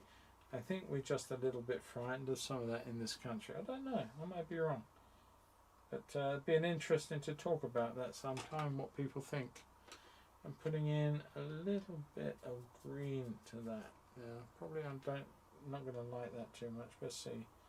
I put in a few darks and there, and isolate the shapes against the wall and these lovely shadows against this nice arm of this chair. I'm going to come back over to this in a minute, but I saw this and I just wanted to try and start to establish this lovely seat under here. I'm going to put in a few darks in, isolating that around the shape of the edge like so. So we start using again negative space to isolate the object in front, and people would call that counter change. It is one way to describe it, certainly. But it's using the position of something behind to throw out what you want in the front, using lights and darks for that purpose. I'm just putting one or two light areas in to suggest that there are one or two little stems popping up from there. Just by carefully again painting that negative space in, you create the illusion that there are lighter stems popping through, if you get it right. Don't always get it right, it's not a big problem. One or two areas of dark under some of these leaves, coming back down this way, and they are leaving lovely little shadows against the wall, which I'm just going to put one in and another one in there, and shadows coming down behind this chair like so, and again it's isolating the whole of the fair. And I want to put a bit of green, I want to put a bit more green in here just to suggest a few more leaves just popping up there like so. And then I'm going to come almost immediately back in with some shadowy colours that will mingle with those greens. I'm not worried about that, just wanted a few to touch and come back into the base of the chair, one or two places, just tidy up the edges like so. And let's look under here, we've got that nice dark area underneath the bench where there's so much shadow in the foliage that you can't see anything else but the darkness. There is a little bit of green and I just saw it, but I am not worried too much about that. I'm going to come back in now with the same sort of thing under here. There's a lot of shadows in on not only on the grasses in here or on the plants, but there's sort of, you can see bars reflected in shadows across them like so, and that makes quite nice little lead-in patterns underneath the bench, and especially under this part here, lots of little shadowy marks, dark greens, and little stripes of dark where the sun is pushing through these parts of the thing here. So I'm going to utilize that and make good use of them. Okay, a bit more dark under here, got a little bit light, so I'm just going to beef that up in there a little bit more.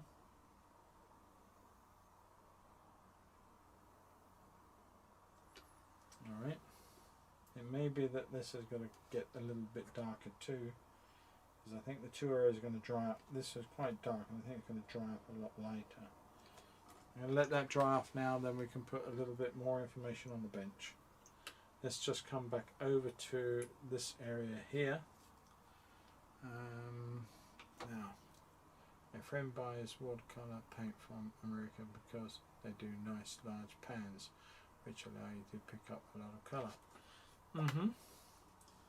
That's, I mean, you can buy big pans here, Ben, and pour paint into it, which is what I do. I use large pans. These are the full-size pan type things, not these little ones. I've added those in, but yeah, you can actually do that and create areas, larger areas if you want to. Right, just going to come in with some real greeny dark in one or two places. Also I'm going to make a little bit of a less of a greeny dark, so I'm going to play around with some of these darks in here very quickly. Just take some of that up, make this a little bit beefed up here as it goes off the page, mix in between the two areas, and I'm then going to come down and tap away. There's a lot of my green that's gone missing through here, so I do need to try and rescue that very quickly. Just going to tap in a little bit of green through here, let that dry, and then just pop back into it and add to the darks. That's what I wanted to do with that. Maybe one or two lighter greens, fresher greens up in here, and a couple down through there while we've got the pigment. Don't want to get too heavy with it, and that can easily be done. Alright, now I don't know how that is. Do I attempt a little bit?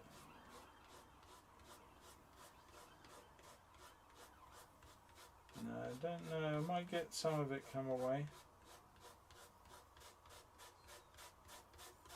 It may reveal a few that make it interesting enough to suggest that there is. I think that works.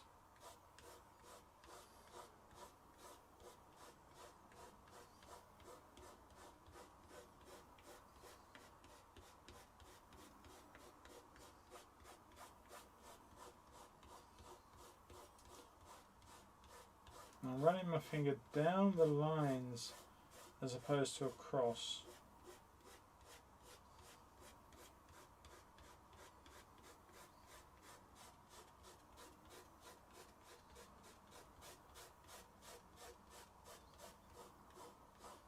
I'm being very gentle too, gotta be said. This paper is dry enough to do this, but it wouldn't take much to rip into it. I quite like that. Right, I'm just going to tip and make sure there's no debris. Now it's not over, but there's enough to suggest that there are leaded lights working there, and yeah, I think I'm quite pleased with that, I've got to say. It works. Alright, so this is drying off and we're pretty much done here. I want to suggest a few variations in the stonework and that area of the foreground. There are some little bricks and bits and pieces, so I'm just going to play around with a bit of orange, bit of red, transparent orange in there. I don't want it too bright, it wants to be very subtle. So we've got our darks in here. See, that testing that makes that a little bit too much.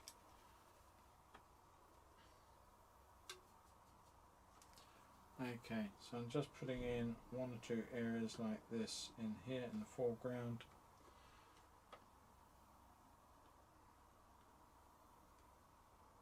Like that. One or two over here. There's a shape there with some marks in as it goes up to under the bench. Curves round into the step, so I'm going to do that. And we've got a lovely colour on there, I don't need to touch that. A little bit more red, a bit of cad red, and a little bit of colour in there. And it's a strong colour, but it will tease out like that. And I want to bring some of that up into there and make that disappear. So we've got something going on like so. We've still got the cannas to put in, and I want to get rid of that red for a moment now and just come back in with a little bit of cobalt blue and just come in with some cooler values of the stones in this immediate foreground. And I'm trying to paint the negative again, because what I'm trying to do is leave little areas between each one that are suggestive of mortar lines that join them all together. So that's what I'm trying to do. If it's successful, great. If it's not, try harder next time. I'm just going to put in a shape like so. Put a colour on, by all means add a lot of water to change it if you feel the need to do so. So I'm creating my little crazy paving marks, as it were, coming into there and allowing that to disappear. Okay, same sort of thing over here. Jim, sorry I had to tend to some issues. Back now looking good. I will catch up with a miss replay. Ah, that's okay, mate, not a problem. Glad you came back. Got a few noisy bits going on out the front of the house.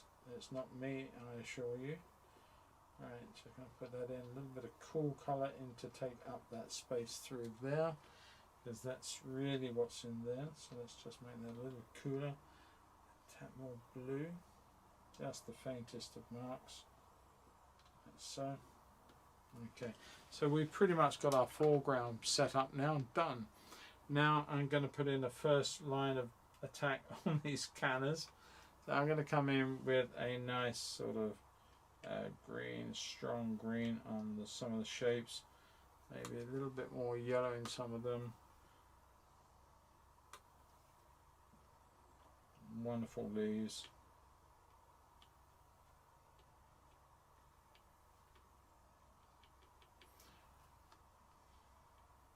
And make that green all the way down now to the bottom, and it's doing very much the same thing here as this is doing here and here. It keeps people in, it stops them wandering away, like so. Let me put one just there and leave them now just to dry up, and we'll come back into other places.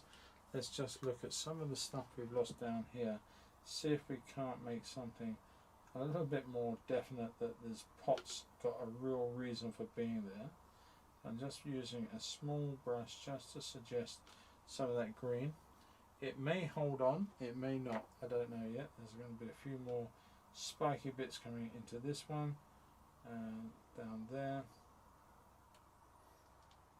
I don't know what plants are in there, but it's whatever they are. And let's put some darks in. I'm going to come in with some burnt sienna around the base. A bit of green in there as well is really helpful. Let's just darken up the edge of this edge in here. Give that a little bit of purpose, a little bit of dark into the bottom of the foliage. There's a little shadow maybe coming down there, and we create the pot. And we're going to have a little dark under there and under this one too. And a shadowy side. So let's just put that in there under the base, like so. And one or two bluish, I say bluish with a little bit of that mix in, just to have some dirty lines radiating out into our brickworks and just along the edge here and on there to make it look a little bit more realistic. Shadow under there, a little bit of shadow off of there, and we can make one or two shadowy marks for foliage, which just reinforces that there is something in there. We do very much the same for this one here, like so. A little bit of a shadowy up the wall, up the edge there, and that just gives the sense that there is something going on. Using some of that same mix, I just want to suggest some lines like into the brickwork here, just to suggest, and nothing more. And then these slabs that are radiating out, like so.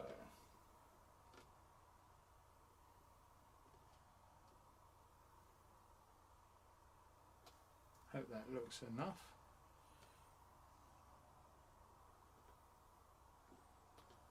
Something like that. A little bit of dark lines through one of these or two of these. Give us a bit of perspective, a little bit of dark edge around some of the bricks so that we know there's dirt in the joints.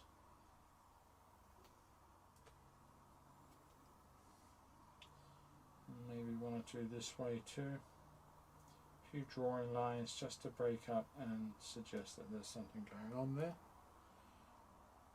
Maybe one or two through here, just little taps of mark like so.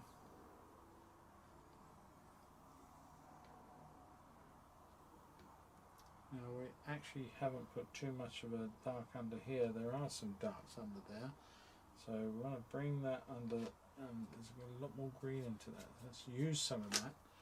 Just come back into this area for just a moment or two, take that down to there, then we've got to put the dark under there, like so, then there's a gap, and then we've got that little dark in there. And we've got a lot of darks up in here. Now we can start giving some dark reason to some of this foliage here, some shapes and forms. They've got a little bit too brown, so we'll come back in with some green. And now, like we did with the other painting I did a few months ago at Great Dixter with the barn, we can eat into some of these negative spaces and suggest leaves, lighter leaves, foliage. Not doing too much, it's just hopefully that I'll do a few taps and then you, the viewer, will join all the dots for me. That's the idea. If it works. If it doesn't work, then it's just what it is. I hope. And take some of that off up the wall, like so.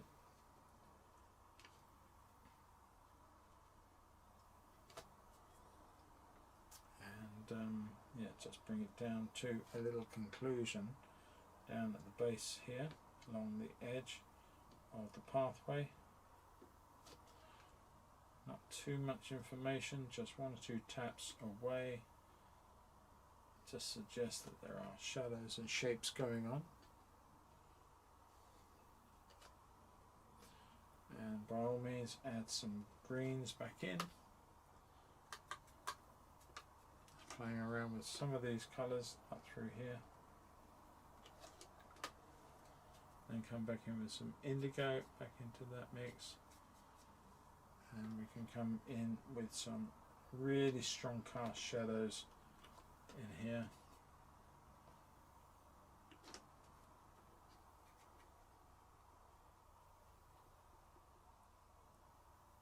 Coming into some of these flower heads so that isolate some of those.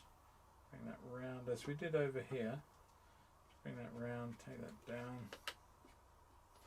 Maybe a little redder, one or two of them. Suggesting that there's the brick wall there as well, that's in shade.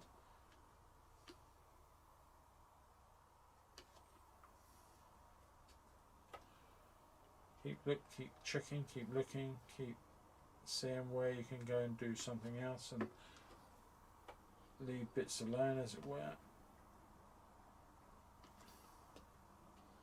Maybe a bit more red, a bit too much.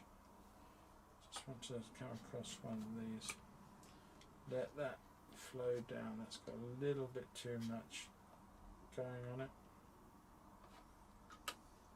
Just going to let that dry up for a little while. This is disturbing me here a little bit. Just want to break that out a little bit more. Take it up.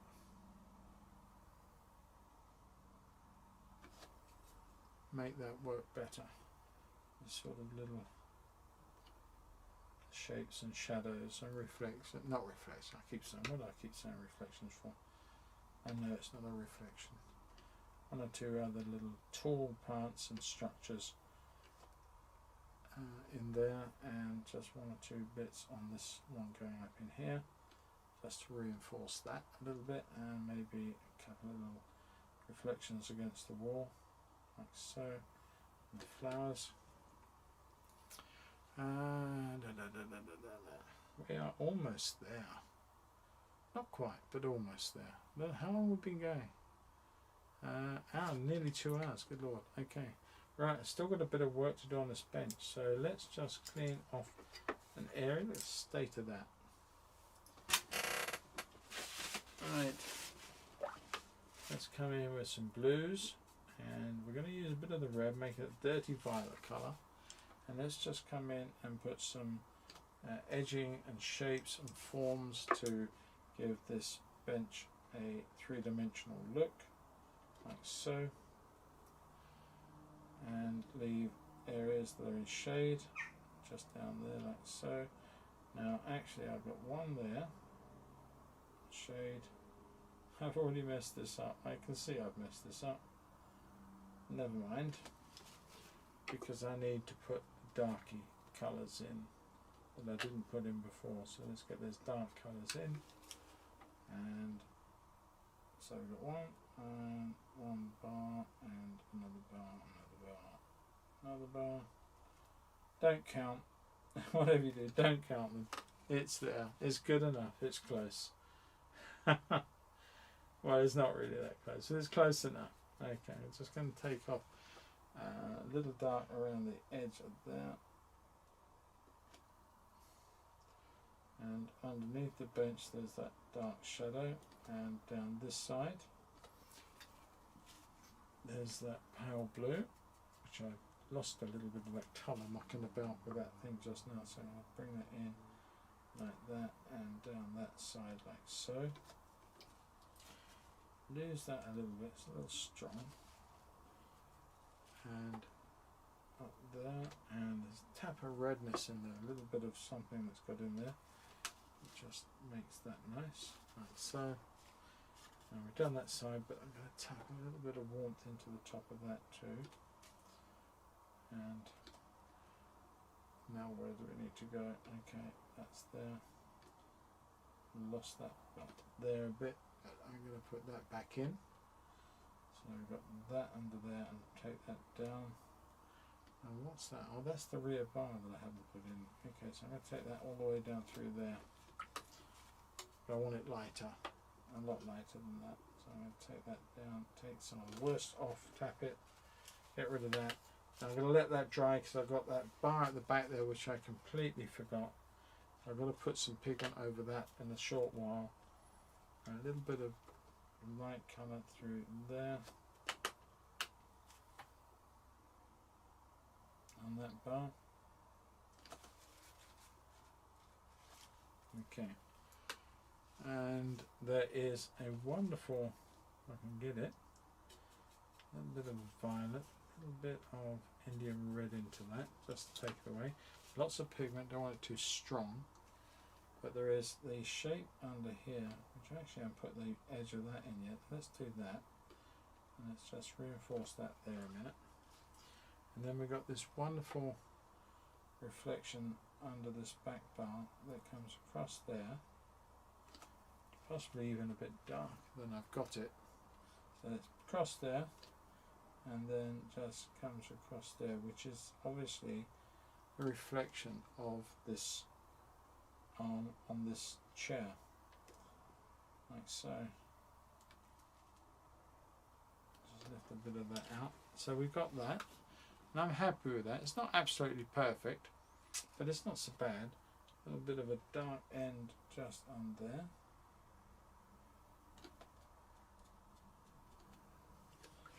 And that works. Alright, now then, where are we? Quickly, reds and burgundies. Let's come into our cannas. Now, we don't want that. We want to use some lovely reds and some magenta and some real dark, maybe some indigo into there. Let's see how that goes. Let's just start looking at some of these beautiful shapes in the canna. Lovely rich reds and burgundies that go on in these leaves, and greens, of course. They're not just the reds, they're all sorts of wonderful colours.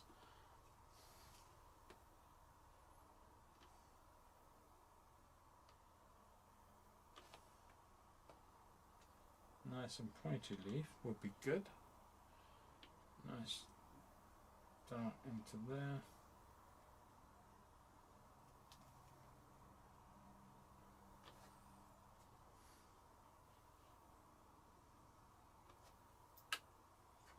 A bit of red. I've got several reds and greens going on over here, so I'm not too worried. It's just nice to see the shapes. That's the thing.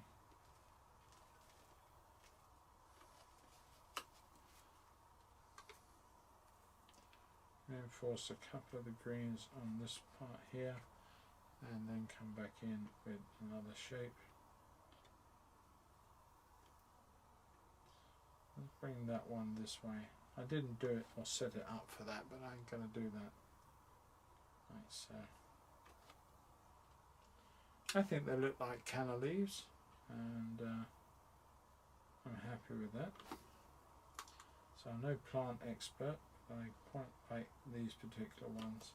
Let's say my wife, she grows several varieties, and they're quite easy to grow by all accounts.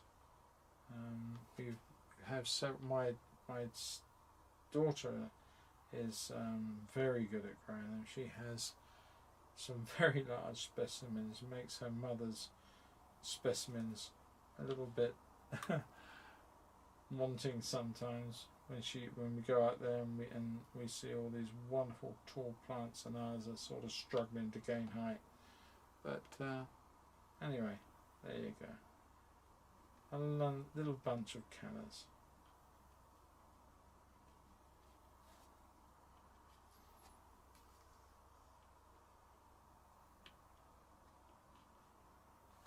There you go. All right, so that works for me.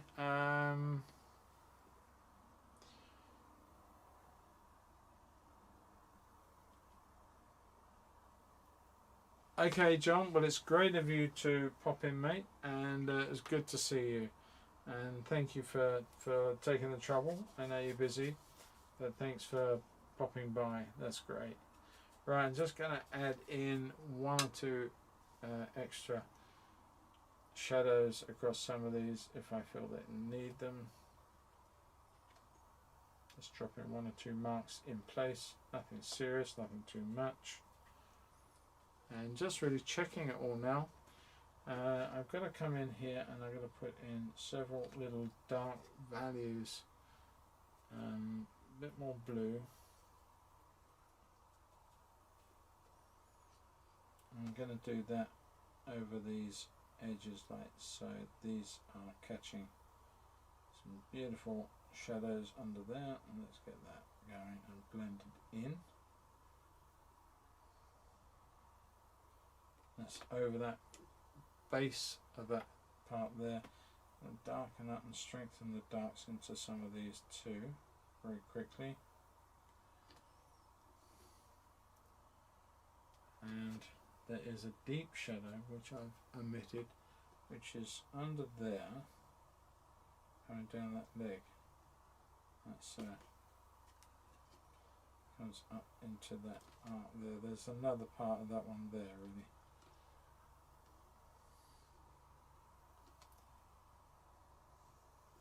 And 1 or 2 taps under the edges of these boards. They look as though they're slatted. I got 1 or 2 lines, but I'm not really going to try and do them exactly. I'm just suggesting them like that. 1 or 2 extra little marks coming across some of this paving. I'm pretty much there. One thing I have omitted is this dark recess under here, so let's put that in now, and that will finish off that lintel. And like I did last time, I'm just going to take some dampness and let that come and bleed through to the window itself, and then I'm going to just pop back in with a bit of coolness, actually a little bit more blue into that, and try and suggest underneath that window creates a reveal to the brickwork basically, and that sort of comes on down here as well. Let that settle down and we're sorted, I really feel. So I am just going to put a signature on this, and hopefully that I can be happy enough to sign it off. I'm just going to sign it here.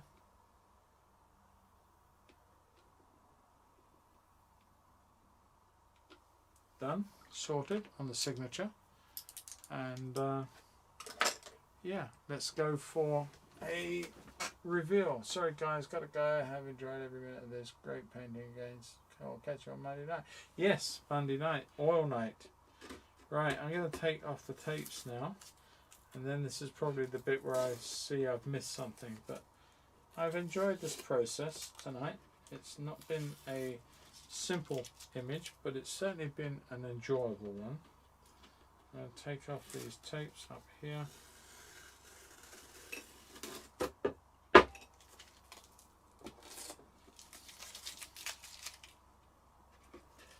And on this one.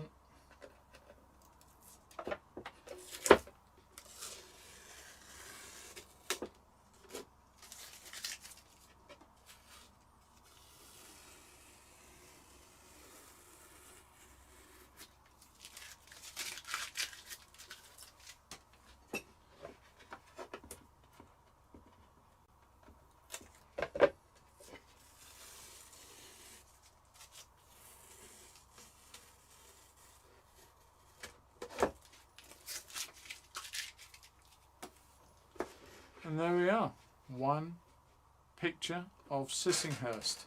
Now, you know, there's obviously little differences between the image and what have you.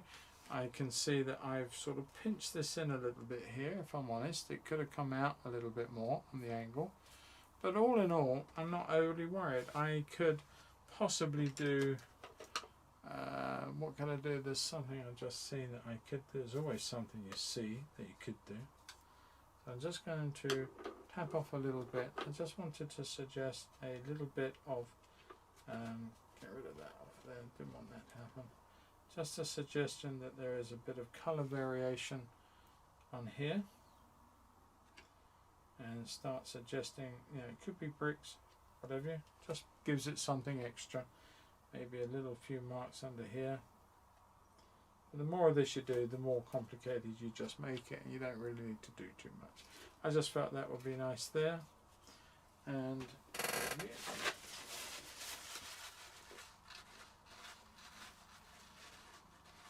There we go.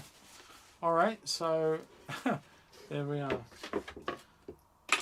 Okay, everybody, a bit of a long one. I do apologise, but thank you very much for sticking with it. Leora, thank you for your contribution earlier. That's wonderful. Thank you. Thank you for everybody joining me tonight. I hope you've enjoyed this one. It's going to be the first of several Sissinghurst pictures that I do over a period of time.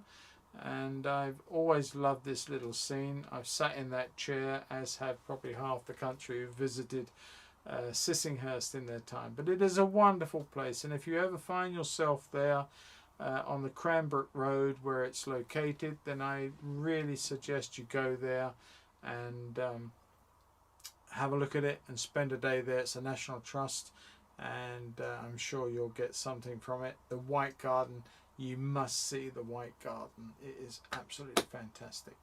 But yeah, it's a beautiful little scene of Sissinghurst, and it's a nice little watercolour. So I hope you'll have a go at this yourself. I will put up this reference picture for you to have a go at if you feel that way inclined, and yeah, make contact and let me see what you do.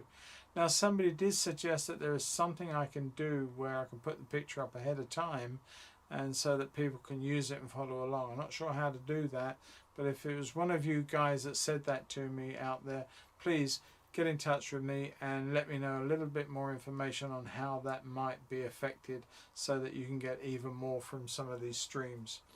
But yeah, I've had a good bit of fun.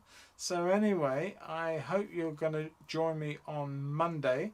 Monday will be oil, and I have no idea, as usual, what's going to happen, but I hope you enjoy it, and we'll make something happen in oil, I'm sure. I don't know, but we'll see. So in the meantime, have a fantastic weekend, everybody. Enjoy yourselves. Enjoy this lovely warm weather. Think of me tomorrow stuck in my studio all day, in my gallery all day, with the heat blazing in through the windows and just melting, while you're all outside with your Pims and what have you, enjoying the day in the sunshine. I will get my own back. I will be there on Sunday and Monday, and I will be enjoying those sunny days, so that'll be great. But in the meantime, people are disappearing, so I'm going to let you all go and say our goodbyes, and I'll see you all, as I say, on Monday evening. I hope you've enjoyed this. Don't forget to tell your friends about the live stream. tell your friends about the videos on Fridays, and also tell your friends, other artists, about Patreon. It's a growing platform for me. We're adding to it all the time. There is so many different levels, from $1 to $25 and even higher than that, and you can get involved and help me support my channel and my efforts to create content, which pretty much is my life now. So it's, you know, it's a great way, and I thoroughly enjoy it, and I'm just so glad so many people enjoy what I do. So anyway, Pims and a BBQ tomorrow. Yeah, well, that'll be fantastic. I'm going to be stuck down in my gallery, so that's not very funny, Judy. Good night, Jim. Take care. Ken, good night. Go and have your breakfast, mate. Derek, good evening to you, mate. All the best. Take care. Have a great weekend. Just in case you missed this earlier, Paul, playbacks from Google the number of times a browser or device started playing the stream. Okay, so we may have had, say, 20 odd watching, but we've got sitting here 111 playbacks. So that means I've got a lot of people quickly diving in and off again. Is that what it's saying? I don't quite understand that, but maybe we can figure that out between everybody further on. Anyway, enough said. I'm getting dry. I've got a Guinness sitting in the fridge waiting for me, so I'm going to go and enjoy that. I'm going to let you guys enjoy what's left of your Friday evening. Thank you so much for your support and for joining me tonight, and I catch you all very, very soon. And if you're a patron, don't forget to put your painting efforts on the Facebook Patreon community page, and let's all enjoy them and go from there. Okay, now lovely gentleman from Gigi, I think, if I said that right. If you're still there, my friend, thank you so much for joining us, and I do hope, if I haven't upset you by mispronouncing your name, I hope we see you again. That's fantastic to have somebody from your neck of the woods join us tonight, and as I do from all our continental visitors. That's fantastic. So anyway, we are really diving down the list of numbers watching, so I'm going to say goodnight, and I'll let everybody just say goodbye to everybody else, and then I'll turn the stream off. All the best, guys. Take care. Bye-bye.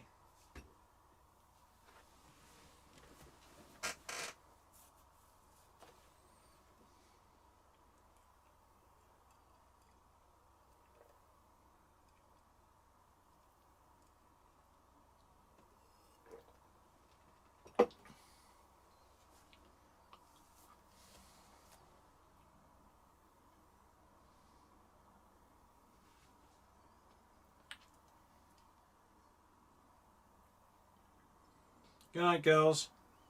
Talk to you soon.